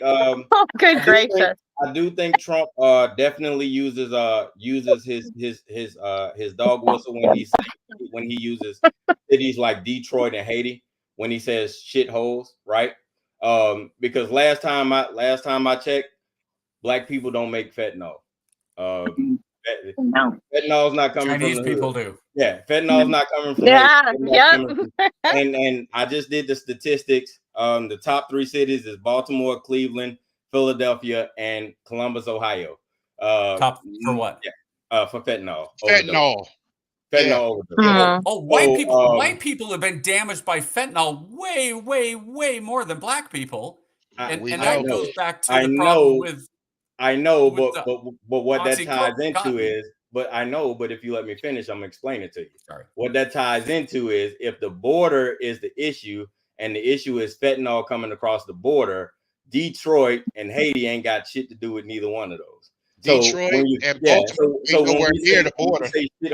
When we say shithole countries and criminals from Venezuela and fentanyl, those two things don't go together. What were the 4 biggest fentanyl cities? Baltimore, Maryland, Cleveland, Ohio, Pennsylvania, Philadelphia, Pennsylvania, Columbus, Ohio, and Louisville, Kentucky are the top 5. It's kind of funny. I don't know about Louisville. Let me say something about that. If Trump had used any of those cities, you would still be saying it's a dog whistle because all of those cities are have a significant African American. Now, should he be saying El Paso? So here's the thing, though. Hold on. So hold tight. And this is where I'm gonna push back on you, right? Because when you think of Cleveland, Ohio, what do you think of? There's a lot of things I can associate with Cleveland, Ohio, right? When you think of Cleveland, Ohio, you think of what? You got the Rock and Roll Hall of Fame, you got the Football Hall of Fame, right? None of those things you associating with African American culture, right? But when the first thing that comes to my mouth when I think of Detroit, Michigan, I'm thinking of what? I'm thinking of Ford, and then I'm thinking of Motown, right? GM too. Wait, Ford. Well, the automobile industry, and then I'm thinking of Motown, right? The music industry, right? I'm thinking of Kiss. But here we go though. So when I think of Haiti though, how can I misconstrue that? We even honestly, if we scratch Detroit off the list, right? Even if we scratch Detroit off the list, we say Haiti. I will tell you this. Most Americans, when they think about Haiti and Jamaica and St. Bart's and those, they don't think about it in terms of white and black, they think of it in terms of, oh, those are islands in the Caribbean. Oh, I'll bet you if I went and asked any of my kids right now what the predominant race in Haiti is, most of them would go, "Where's Haiti?" I understand. I understand where you're coming from, but and Lance O'Neal, Donald Trump is not talking to no damn teenagers on TikTok when he's talking about Haiti. Most Americans don't know where Haiti on a map is. What I'm saying, though, let's keep it a buck, though. Donald Trump is not addressing no damn teenagers on TikTok when he's talking about Haiti. He's talking to us. He's talking to 30 and 40-year-old adults. So when he's talking to 30 and 40-year-old adults, we know exactly what he means when he's talking about Haiti. Would you live in Haiti? KJ, would you hold on. If you want to listen, if you want to get into the history of, unmute yourself, man. Welcome to the combo. Hi, honey. If you want to get into the history of Haiti and why Haiti is what it is today, we can, because America destroyed Haiti. Okay, Haiti. America and Europe. Yeah, most don't. History I know Haiti. Right? Haiti bailed the United States out a couple of times. Several times. So Haiti was one of the richest countries in the world. Yes, it was. And then the slaves raised up from the sugar. The slaves raised up and took over the government. It was the first time. The first time. Mm-hmm. And Europe basically cut them off. And then when the U.S. and then when they started doing rice, the U.S. undercut the market by subsidizing rice in. Okay, so I agree with that. But the problem is 95% of Americans have no idea about Haiti, the history of Haiti. They don't know the history of Mexico, the history of Costa Rica. I couldn't tell you the history of frickin' El Salvador. I have no idea. If Trump had come out and said El Salvador is a shitty place, I wouldn't have any idea. I've never been there. I can know where it is on a map. But with Haiti, you can argue that the U.S. destroyed Haiti as a country 100, 150 years ago. You can absolutely make that, and that argument sticks. But for Trump to then turn around and say, look, Haiti is a shithole because it is, well, I mean, is he saying it's because blacks are running the country? He could have said that about other countries. He didn't. Now, I can see how that's a dog whistle. I can see how that is seen. You're starting to stretch again. What I'm saying is, if you're going at the time, he was talking about Haiti refugees and some of those things, right? This was a while ago. This was like 6 years ago, right?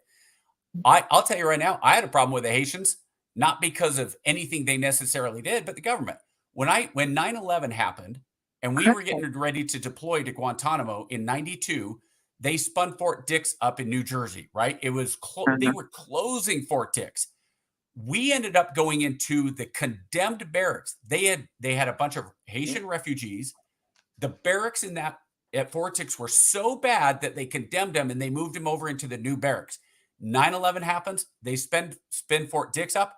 We end up going and we're living in the condemned barracks while we're getting ready to deploy with raw sewage from the showers above us. Now, I don't mean like poop, but like shower water from above us down onto us. So, of course, I'm going, wait a minute. They've got these Haitian refugees 2 miles down the road in these barracks that are nicer than ours. What the fuck? So if you were to ask me about Haitians or refugees, I kind of had a bad opinion about it. Now, does Trump say things to the base? Of course. Absolutely. Does Harris say things to if you think there is no difference between Trump saying this country is going to look like Detroit and Harris saying billionaires and millionaires don't pay their fair share. Because who is she talking to? It's the same thing. It's pandering the exact same. Before we got into this, the same. What's up? Before we got into this, I didn't even get I didn't get a chance to finish my original point, but that's beside the point. That's okay. Everybody, go where you go. 3 weeks ago, because I watch everything. I don't just watch CNN as most Republicans think Democrats do. I watch everything. Ew. So 2 weeks ago, Trump gave a speech where he said, we need to watch. We need to send our people out to watch Georgia and Detroit and Philadelphia and Milwaukee, predominantly black cities. So, and I'm not saying, look, I race, like, yeah, black people always play the race card. Boom. But at the end of the day, like, I call a spade a spade. If you're gonna say, well, then they need to watch those counties, but no other county, like, oh, well, we don't need to watch nobody else. We just need to watch Philadelphia and Atlanta, Georgia, and Detroit, Michigan, But and Elton, you know why Chicago, that Illinois. is. But you know Yeah, why that is. because It's that not city about is, black or white, it's about population. no, If I can send 100 lawyers into Atlanta to make sure Atlanta is fair versus, southern down wherever that has no, 1,000 votes versus Atlanta, which one tiny block has 1,000 votes, where am I going to send my lawyers? I'm going to send it to the cities because that's where all the votes are. I'd probably send them to the cities where the corruption actually got found guilty, like in Phoenix, Arizona. But that's Arizona. That's just me. Where they actually found. I'm sure, and I guarantee you that the Republicans are going to push for more lawyers in Phoenix than they are in Flagstaff or in Havasu or in Needles.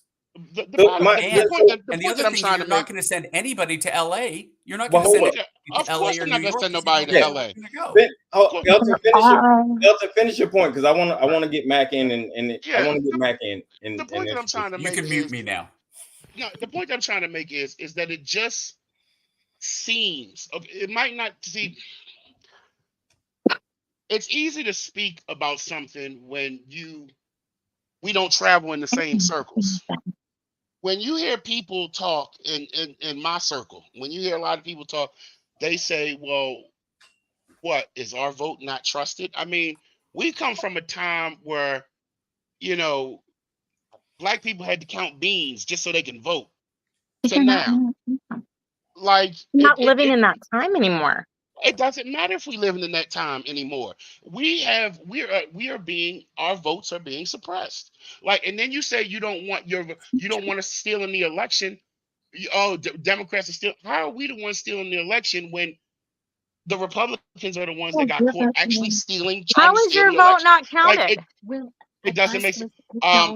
First of all, how is my vote not counted? My vote's counted because I actually live in a state where my vote actually will count. Okay, so your vote counts. I'm talking about, I'm talking about states where other people's votes don't count. I'm talking about states where Trump literally tried to excuse over 40,000 votes in a state that's basically the population of that town, that major city is it's heavily black populated. So to be fair, hold on. So to be fair, it's not, Trump can't do any of that, and neither can any pop. It is the state. It is the state. What's Secretary of State? Election official. I know that. I know that. But what I'm saying is that the concerns were made. The concerns were made, and that's the point of my base. But as an independent voter, I am, what I'm saying, like, when you start seeing like amendments to the voting records, and you start seeing, like, hundreds of thousands of voters being dropped from rolls, 3 months before the election, you got, that's a problem. Let's be fair. That's a problem. Some of that stuff raises some eyebrows, right? You can say, okay. You can say, guys, we can all sit back. We can all sit back and be honest and say, hey, that's some KJ, pretty... Let's solve that then. Let's make it real easy. If you have a valid driver's license in this country and you show it at the polling place, you should be able to vote where you are if you have your valid driver's license or other valid government issued ID. There you go. That's the law already. I live in the state of Maryland, and in the state of Maryland, we don't need our driver's license to vote. That's the problem. That's not. No. To prove that you are an American citizen to vote legally, you should show some documentation that you are legal to vote. If your name is on the ballot, taxpayer. If your name is on the ballot, and I mean, if your name is on the roll, because each state has, like, They have a list of names, and they say, well, they ask you, what's your name, what's your address, and it matches. If it matches on that paper, then you can go vote. That's how they do it in Maryland. It doesn't Okay. always have to be. It don't. Different states make different rules. Just Okay, because so you can vote. your state, You just because your contributed state to and the society. state that you live in, just because your state and the state that you live in do things one way, doesn't mean that because we do things differently in Maryland doesn't mean it don't count. It still counts. It Well, still I counts. don't think I it's so got my much. vote. I don't think it's so much like nowadays as okay, it's about these illegals that are being allowed to vote. They should not Where's the be proof in that? allowed to vote, I period. still Hold haven't on. seen the proof So in that. Elton, I still haven't seen the so proof. let me ask you this, Elton. Should the vote count if I, living in Baltimore, go next door and I know my neighbor and I know she's an older lady and I know Miss Johnson isn't going to be able to go to the polls or Mr. Johnson, let's say Mr. Johnson, and I go in and say, hey, you know what? My name is James Johnson. I live at 123 Main Street. I'd like to vote. And they say, yeah, go right in. Should I be allowed to vote? Because I know my neighbors. And look, I understand it may not be widespread. I understand it may not be widespread. And it hasn't been. It's just something that's been brought up to further have distrust in our election and our democracy. Absolutely. This doesn't happen. This stealing and this cheating and all this, illegal shouldn't be able to vote. This doesn't happen here. It doesn't. There's people in prison that got charged with it last time. And Elton, it's extremely proof of voter frustrating when it fraud. happens. And I agree. And that's why to me, it's super frustrating that people say, well, Trump denies the election in 2020. Hillary Clinton denied the election in 2019. The Georgia governor, KJ, I'm blanking on her name, black female. Stacey Abrams. For years, she's to this day claims that Kemp, she beat Kemp. So I mean, she did beat Kemp, but I'm not going into there that. There you go. I'm not going into that. No, Pete. I'm not going into that. When you got the lieutenant governor be like, hey man, check those votes. You know what I mean? I'll call a spade. But you can't have attorney general. You can't have your homeboy who's the attorney general be the deciding factor on whether you want. Yeah. Why not? Yeah. Whoever's the taxes, you deserve. We go back to we go back to 2000. Listen, we go back to 2000. What is the argument? That the Supreme Court gave it to Bush, right? That's not what happened. No, they went gave it to the state, and I was Gore told wanted to extend the election, and the Secretary of State said, no, we are following the rules that are on the books by law. The Supreme Court came back and said, you will follow the rules that are on the law. The Supreme Court gave it just to like the state, the tax code. And the governor was Jeb Bush, and Bush won. That's it. I mean, there's no ifs, ands, or buts about it. But the law, but what I'm saying, the law, it was the law on the state, right? So, but in the case with Stacey Abrams, here's where things got a little fugazi, right? In Georgia, Rathensperger could have not Rathensperger. What was the guy before Rathensperger? Rathensperger is guy now, but the lieutenant governor could have recused himself because of conflict of interest, but he did not. He went ahead and certified the result. Then every Democrat would have to recuse themselves in every state that votes blue, and every Republican would have to recuse themselves in every state that votes red. That's how it goes. It's like, look, somebody brought up, I think Thad brought it up, the gerrymandering, right? Yes, gerrymandering is horrible, man. And gerrymandering, happens on hard for independents, man. I get it. It's you make it really hard for independents because y'all ride so hard for your team. It's just like, bro. Look, I'm going to admit, I wasn't a Biden guy. I was a Bernie guy. I was never a Biden guy. Oh, never.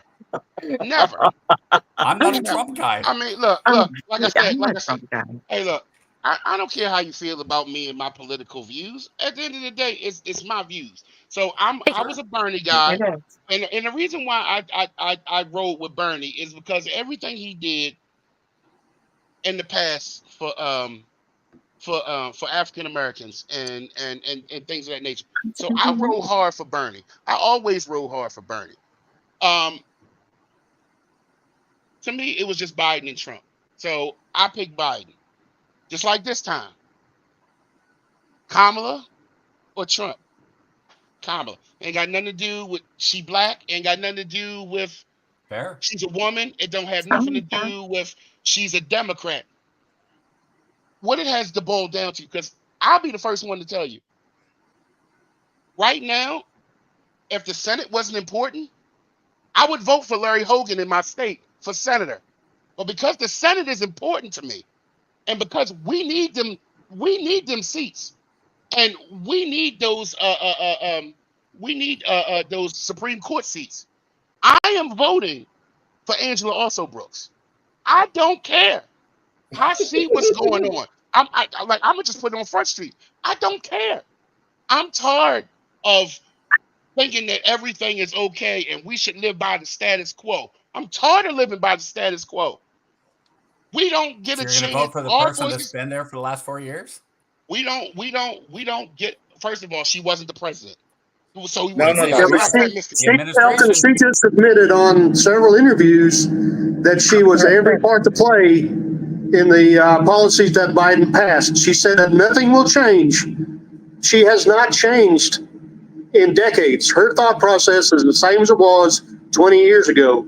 She said she voted with Biden and she put those policies in place with Biden. So if you weren't a Biden person, then why are you voting for Kamala? Because it's two wings of the same bird. There's no difference between either one.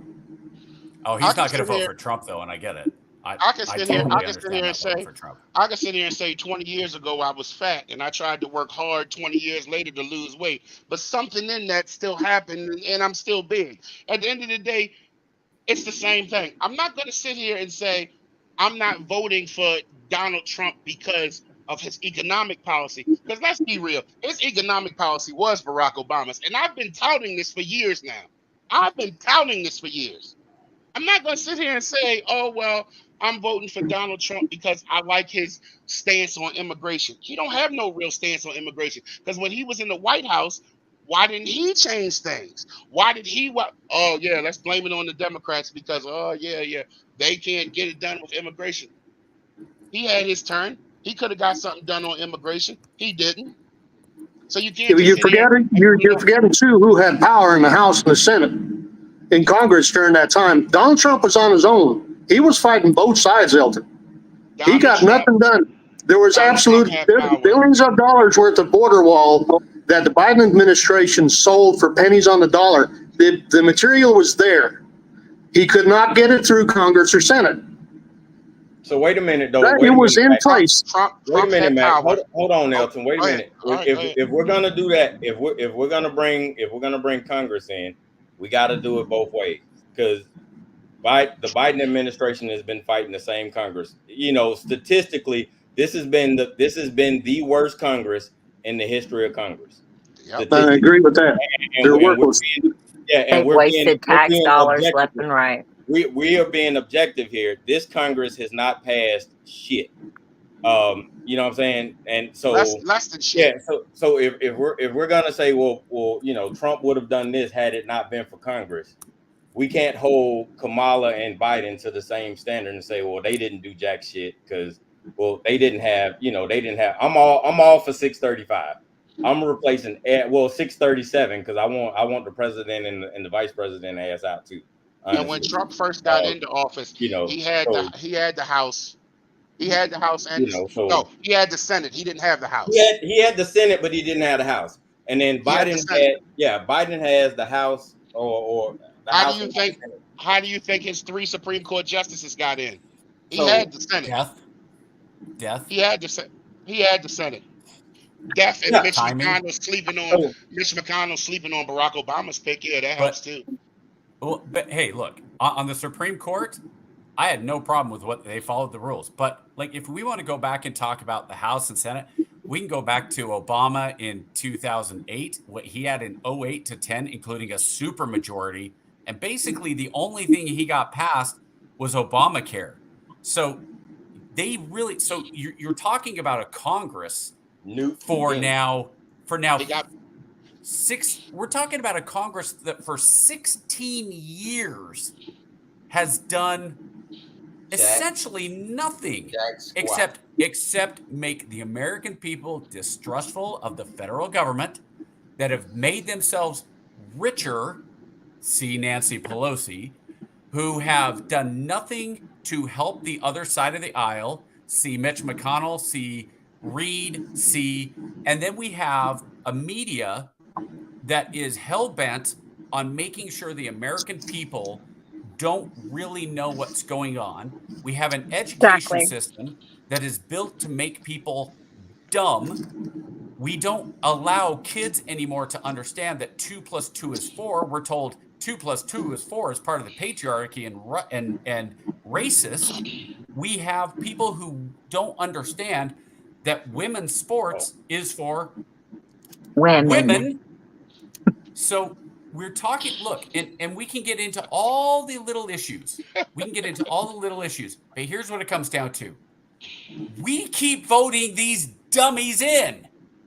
We keep allowing these dummies to run. And you know what? Until we do a Brewster's Millions, if you all remember the Richard Pryor, where he had to get $30 million, right? And what did he do? days. He ran a campaign. You're showing your age. None of the above. None of the above. That's who we should. I have a buddy, no kidding, my best friend. I said, hey, are you and your wife, do you guys know who you're voting for? He says, yeah. I said, Nicole's voting for Harris, isn't she? He says, yeah. I said, who are you voting for? He goes, you already know. I was like, oh, that's right. You're voting for Donald Duck. He's voted for Donald Duck in like the last 5 elections. At this point, I'd vote for Donald Duck too. We need, until we realize that the people that we're voting in are people that are not our best and our brightest, and we need to start them at the lowest level. We don't get the right people on the school boards. We don't get the right people at the county level, at the state level, whatever. And it starts with, and people will say, well, you know what, Lance, what are you doing about it? Well, when I retire next summer, I'm going to go teach history in whatever high school I can get hired in. And I want to actually teach history and actually try to educate these children. And until we do these things, we are going to continue our slow descent from arguably, and I will say we were the greatest nation ever. Are we the greatest nation still? Well, we've declined since then. I don't know where you want to say our peak of power is. I'd probably put it about the end of World War II.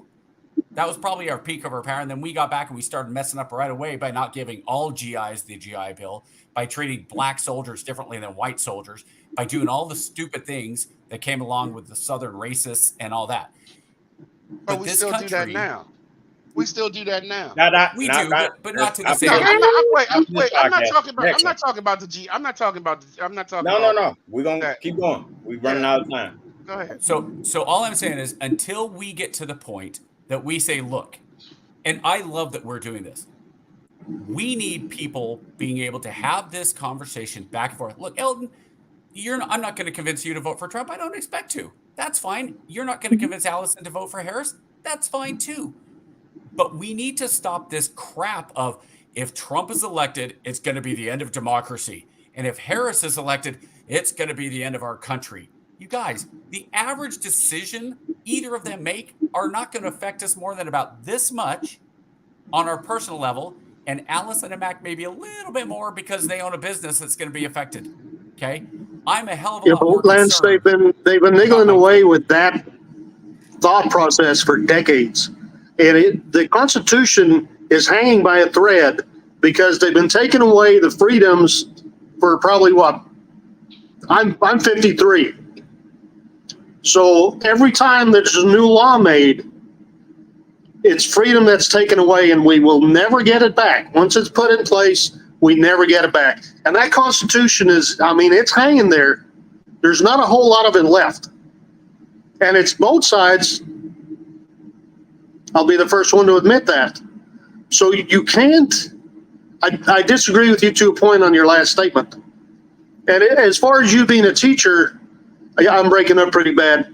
you won't be able to go in as a teacher and dictate what you're going to teach those children, because you're given a program by a government-run school which has been in absolute shambles for decades. We've gone from number 1, number 2 in the world.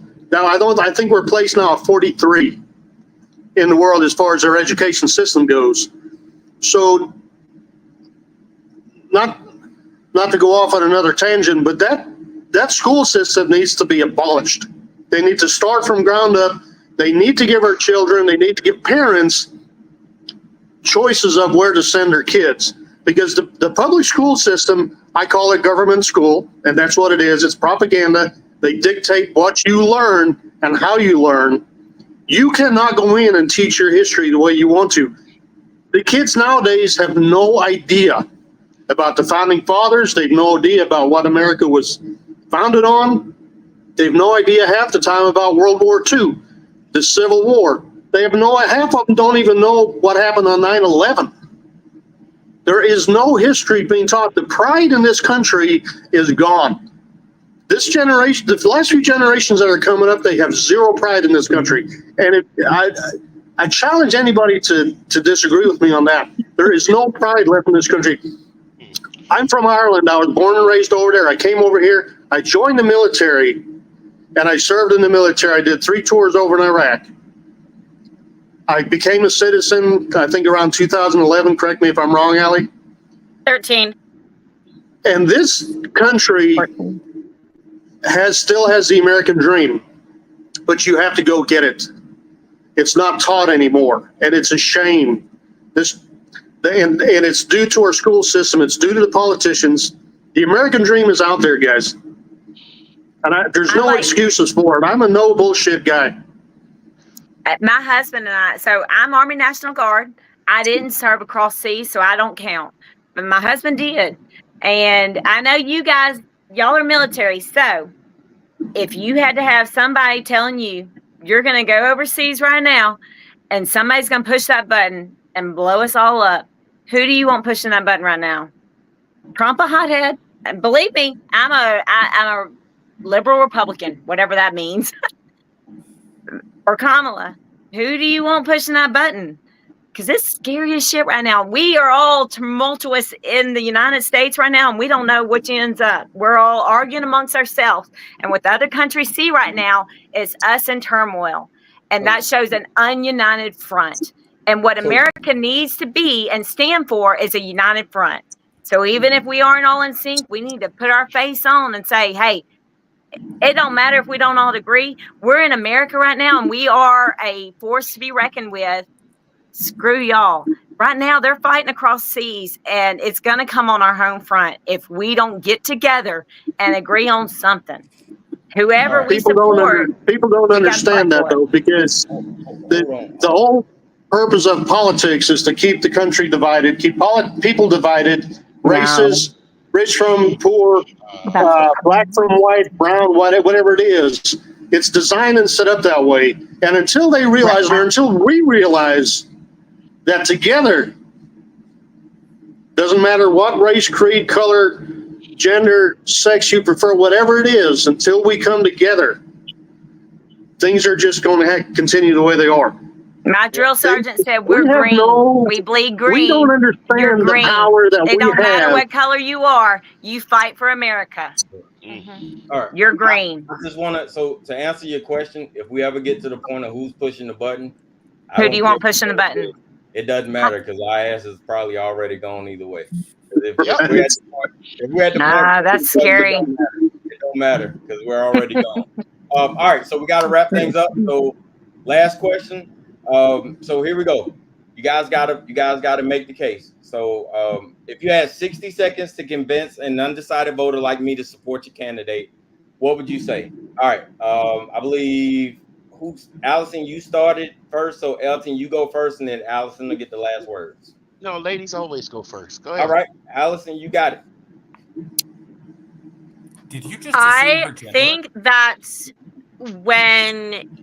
if you're deciding who you want to be, I think that you should choose the strongest the person that you feel has the most power, that can stand up to other world leaders, that shows presence, you know, in talking to people, that actually has a plan like Trump does. He's very specific in the things that he wants to do. I truly believe that he is 100% for America and for the Americans, for the things that he's done. He's given up his salary, he's donated, he loves the military. I really believe that he's got the back of every single American, no matter whatever party you're in. And I think compared to Kamala, where she just wants to giggle and laugh and just tell that she came from a middle class family, which is a lie. But I think that Trump is the strongest. He's got the best presence. And I think the other world leaders respect him and know when he says something, he's going to damn well do it. And I think as far as the economy and how this country, you know, getting the energy industry, the oil, the pipeline back up, getting jobs back, he will do it, and Kamala won't. Right on. Brother Mac, you wanna piggyback off of that?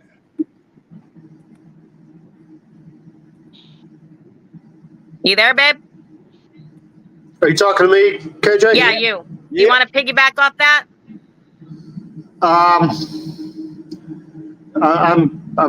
I'm breaking up, so I'm not really sure if you guys can hear me or not, but I don't think I need to convince Democrat or Republican. I think it's they've already made their mind up as the independents that need to decide, and they will decide the outcome of this election. I am former military. I am pro Second Amendment. I will die defending it. I work in the oil and gas industry. It's been a shambles since Biden took office. It's been a struggle. You will not see it on the news. You will not hear about it with the policies and blocks that they have put in place. I'm voting for the Constitution.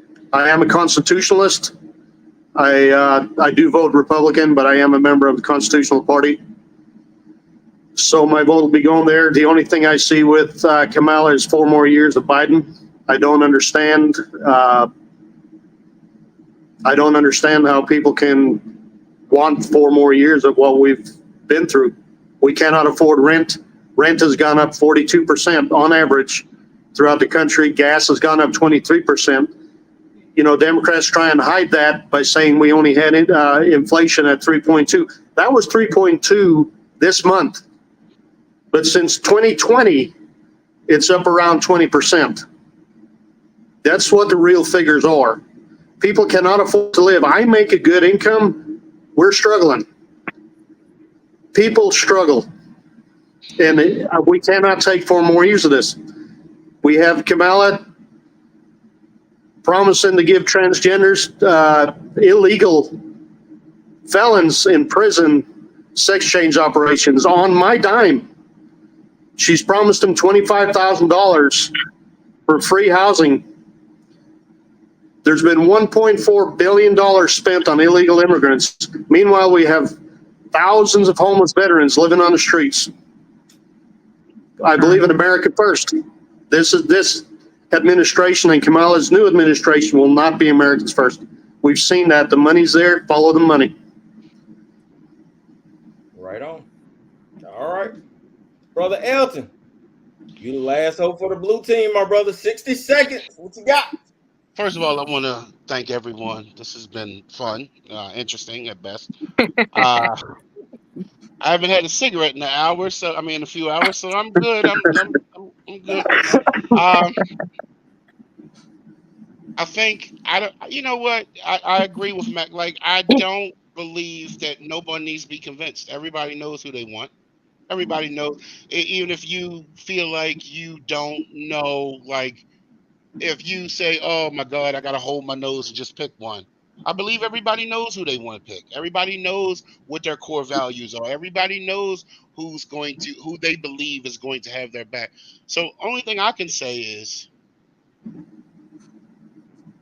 Just go out and vote, man. Like, just vote. I can't convince nobody either way, and I'm not gonna sit here and try.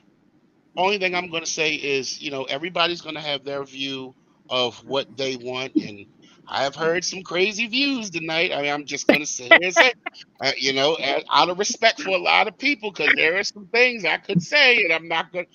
I just left it alone. But at the end of the day, you are going to do what you're going to do, and you're going to vote for who you want to vote for. I'm not military, and I am not, I don't own a business, but I am a homeowner. So, but I do know how it feels to struggle, and I know how it feels. A lot of times people, and I'm going to say this, I really don't care who I offend at this point. Some people just know how to struggle better than others. And coming from places where we grew up, you have a tendency to know how to handle certain situations. Yes, gas prices are ridiculous. Gas prices haven't changed in years. And yes, COVID hit and messed up the economy. Yes, it did. And we can't get back from that. And quite frankly, believe it or not, if the economy didn't get messed up and because of COVID, and we would still have, Trump probably would have got 4 more years. I mean, he probably would have. But at the end of the day, this is where we are, and these are the choices that we have. It's up to you to decide who you want to go in that voting booth and support. And it's up to you to decide how you want your future to be, not just for you, but for your children and your grandchildren and your great-grandchildren. Agree. I agree. Agree. And your education, whether you believe it or not, I am a product of a public school system, and I turned out just fine. I know people who don't know who Carter G. Woodson is. I know people who don't know who Bessie Smith is. I guarantee you that they don't teach that in schools either. So you can't just say, oh, well, we need to learn about this kind of history and not realize that there are other kinds of histories that also need to be taught. So at the end of the day, vote for who you want to vote for. God be the glory. And one day, a few more months from now, we'll either be in a good place or Satan is going to come up and swallow us whole, because I'm going to win the election. Amen, brother. Amen. All right. Thank you guys for coming on. We are going to bid you adieu so that we can do our final thoughts. Thank you so very much. This was amazing. Yeah, thanks, guys. Thank you, and you, and I'll talk to you later. But thank you. Thank you, Alan. And you, and God bless all of y'all. We're like the Brady Bunch here. Thank you. Bye, you guys. Bye. Thanks. God bless. Bye-bye. All right. My brother. That was awesome. I learned so much. Good, some not so good. But before I even get into my final thought, one thing that I took away, first and foremost, thank you so much for Allie and Elton for coming on, and then even Matt coming on. Thank you guys so very much. And then just realizing, even through our differences, right, that we're not that far apart as Americans.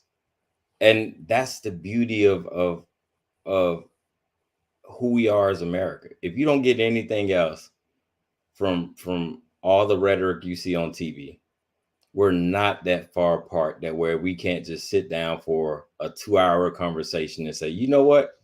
Hey, man, I got it. We might not see eye to eye on everything, but God damn it, I love you as an American, and you are all right with me. And that's the coolest thing that I took away from this whole thing. So I don't really have a final thought after that, good brother. That just warmed my heart to just see people from opposite ends of the spectrum be able to voice their differences and still be able to be like, you know what? Hey, man, we don't have to agree, but you all right. What you got, man?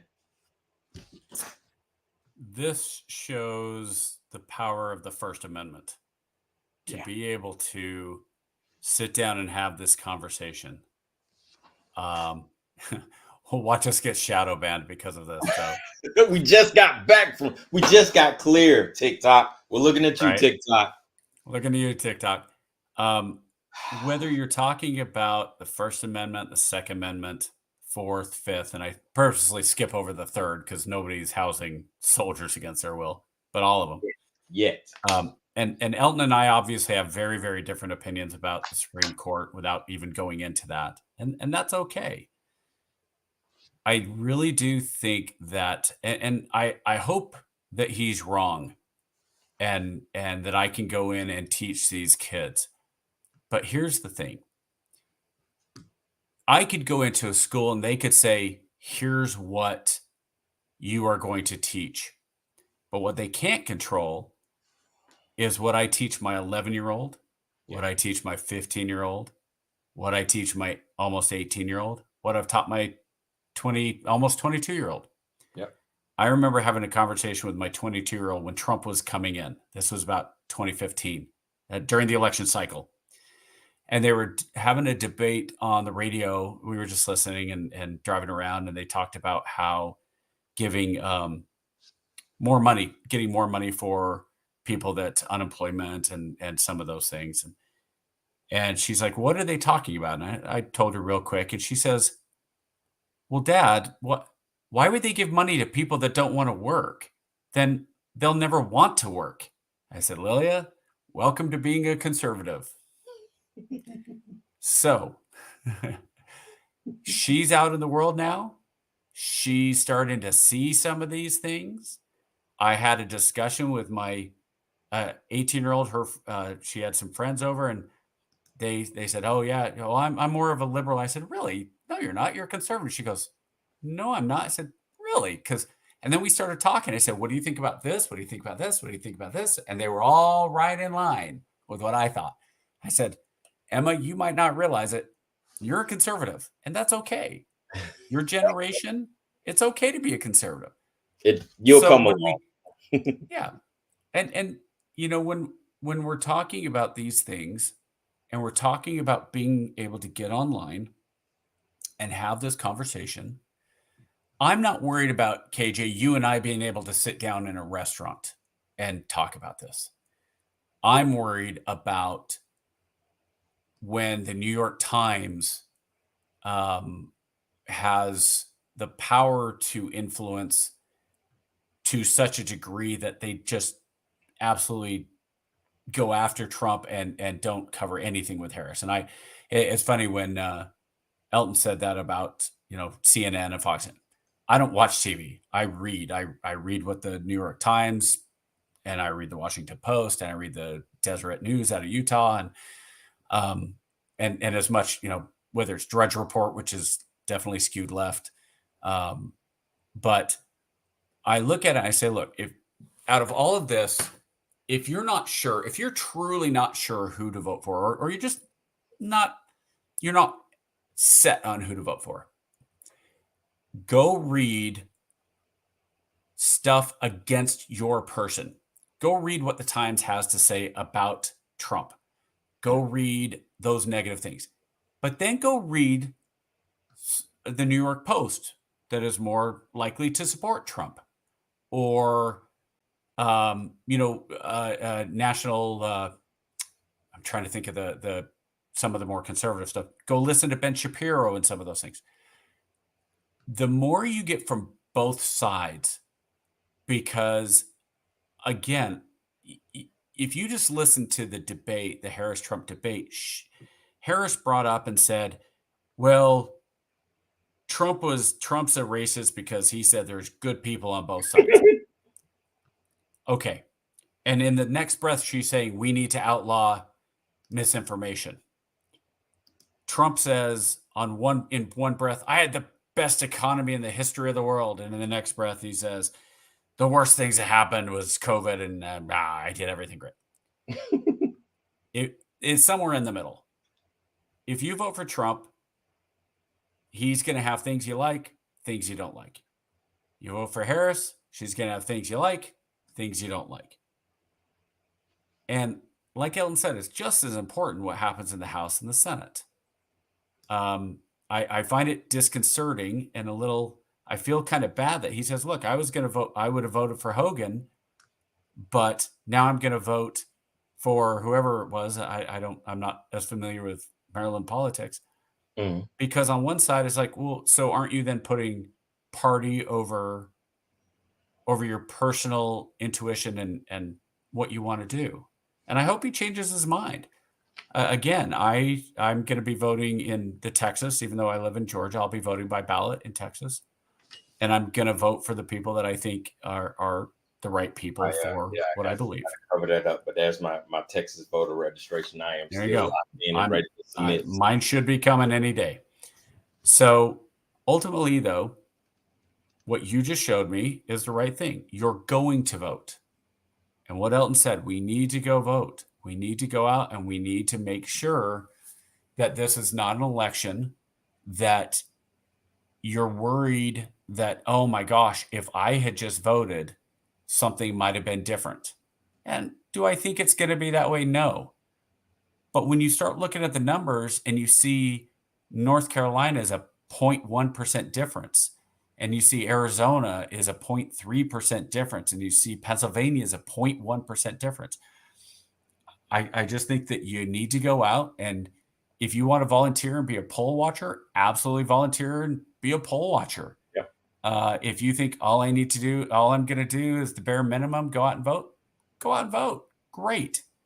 But vote for who you think is going to have the policies that help this country. Yep. Set aside the personalities. If you think Trump is an arrogant a-hole, guess what? You're right. But if you don't think Harris is an arrogant a-hole, then you're wrong. There is no difference. The narcissism level that is required of anybody to become president. Yep. Abraham Lincoln was a total narcissist. You know why? He thought he could do it better than anybody else. He happened to be right. Do you think, Fillmore was better, or Grover Cleveland? You think of course, Grover Cleveland thought he was going to be the best. Woodrow Wilson thought he was going to be. All of them, they all think they're. Teddy Roosevelt. You have to have that type of thinking. Yeah, and Teddy Roosevelt. It's funny. Teddy Roosevelt was a classic liberal. He was a Republican, but he's a classic liberal, and he caused the Democrats to win because he split the vote. Yeah. So there's nobody perfect. I hope that nobody feels, especially in the Black community and the other POC communities, but especially the Black community, that their vote doesn't count. And I also hope that they don't think that you have to vote one way because if you don't vote for me, you ain't Black. I want everybody to look at. I want everybody to look at the policies and look. Hey, I'm somebody who in 2008 I said, look, if you want to vote, if you're Black and you're voting for Obama, just because he's Black, I get it. First Black. You get a pass for Obama. Obama gets a pass. Well, because he was the first. Like, look, if somebody was LDS and they were in 2012 and they're saying, look, I'm a Democrat. I'm a fairly liberal Democrat, but I'm going to vote for Romney because he's a member of my church, and we've never had an LDS, a member of the Church of Jesus Christ of Latter-day Saints be president. So I'm going to vote for Romney. You got to make that call. Yeah. So and here's the other thing. Like, just be honest about it. Like, if somebody says, "Well, I'm going to vote for Harris because I'm a woman and she's a woman and she'd be the first woman," I'd kind of go, "Oh, okay, I get it. I don't think that's the best way to vote, but I get it. But don't lie about it. So go out and vote. I am not a staunch Trump supporter. I'm not a virulent anti-Harris opponent. I'm going to hold my nose and pull the lever for Trump only because in Georgia, actually my vote's in Texas. So there you go. Maybe I do need to go back and vote libertarian again, because to me, the dream scenario is libertarian to get 10% so that they get on the stage next time. I don't think Trump is going to have anything to worry about in Texas. I think he cleans. No, I don't think so either. Yeah, I think he carries that state easily. Yeah. But Ted Cruz probably needs my vote. So, and that's for Ed Matthews. I'm going to vote for Ted. He's a horrible person in your opinion, but I'm still going to vote for him. Ed's not watching, I'm guessing. But this was fun, though. I think that this is something that, like, I would love to do writ large. I would love to have an entire group of people in an arena, in a high school gym, do this. I don't think we could. Because you'd have too many, you'd be like, who has the conch shell? You have the conch shell. You get to talk. And by the end of it, somebody's getting a boulder dropped on top of their head from the cliff. Somebody's playing Piggy in that role. So if you don't know that reference, go look up Piggy, conch shell, and Lord of the Flies, and then read the book, and you'll get all three of those references. Yeah, but this is fun. Like, I like doing this. This is, as I'm watching it and having fun, I see the Dodgers being up 8 now, 7, 8. Is this going to clear the bases? 9-0 on the bottom of the 8th with 1 out. Mets are going down tonight. I hope they continue to go down. I think there's nothing better than if the Dodgers are able to beat not only the Mets, but then the Yankees in the World Series. I want LA to just devastate the city. Enemy of my enemy is my friend. So to get the entire night through without one Dodger reference, I'd like to pat myself on the back until now. Go out and vote. KJ, I don't know what we're going to do next week, but we only have do we have 2 or 3 left before the election? I think it's 3, man. What we're in the second week of October. Second week of October. Yeah.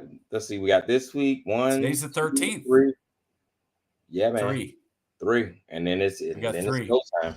That's it. So I think next week we need to go back and look at our states, see how we're looking at the polling, maybe do some of that, and who knows? Maybe they'll have a debate again. I doubt it. I'd love to see them do another debate. I don't see it happening. I think they're done. I would, before we close out, I was really, I don't think we touched on it a lot, but I was really impressed by the VP debate. How nice it was. Like I would really be okay with a Vance Walls ticket. Like I would be like, all right, I'd see these guys go at it. I know Walls. If you're talking about personality, yes. Yeah, personality. Not like policies. Not policies. No, not like policies, like personalities. Like to see these guys, like, that was refreshing. I was like, okay. That gave me hope. I tell you, I mean, if Trump, whether Trump wins or loses, we'll get a better view of Vance here in 4 years. But I didn't know Vance. I think he needs to grow. Maybe so, but I was about as impressed with Vance as any politician. I think the bench for the Republicans with Ramaswamy and Vance there, I think in 2008 we're going to have an incredible ticket, because I hope Republicans are smart enough to look at these 2 young guys. Yeah. And both of them are more than 10 years younger than me, I think, and be able to go, it is time to get somebody who's younger. And if the Democrats are smart, they'll do the same thing. Yeah. The Democrats got some guns too now. I think that 2020, you know what? And that's what we can talk about. That's what we can talk about. Yeah, let's do that. Yeah, we'll save that for next week. But 2028 in 2020. 2028 is shaping up to be a great race, because you can see the turning of the page with all of this crap, and that's going to be a really great race. If we get unless Harris wins, I don't think she runs it back. Well, oh yes, she does. Oh, are you kidding? There is no way, unless there's a health issue or a unalived, that Harris doesn't run in 2028 if she wins in 20. I'm saying if Harris wins in 2024, she's automatically the ticket in 2020. Fair enough. Okay, yeah. That's all I mean. Okay. I'm sorry. Yeah. Okay, yeah. No, I was gonna say if she wins, I was gonna say if she gets the doors blown off of her, man, I think she fades off into the sunset because I think and we can talk about it because right now they got now, which is what I predicted. And remember, I wrote the date down, right? I said I could easily see her, pulling a Hillary where she dominates the popular vote, but Trump wins the electoral vote. And that's what I saw a poll earlier where the financial polls are starting to pick up on it, where they're saying Trump's gonna destroy the electoral vote, but Harris is like 72% in like the popular vote. And I'm like, I saw this when she 72. Well, I mean, she's popular. Trump's not popular. She's not gonna pull 72% of the vote. I mean, she'll Hillary this thing. I think Hillary got 52. I don't think Hillary even broke 52. Didn't she? She got like 55, I thought. We'll check it out. Either way. All right. Let's go. We're at 2:30, man. It's going to take me at least two or 3 days to edit this. All right. So let's sign off. Man, this was great.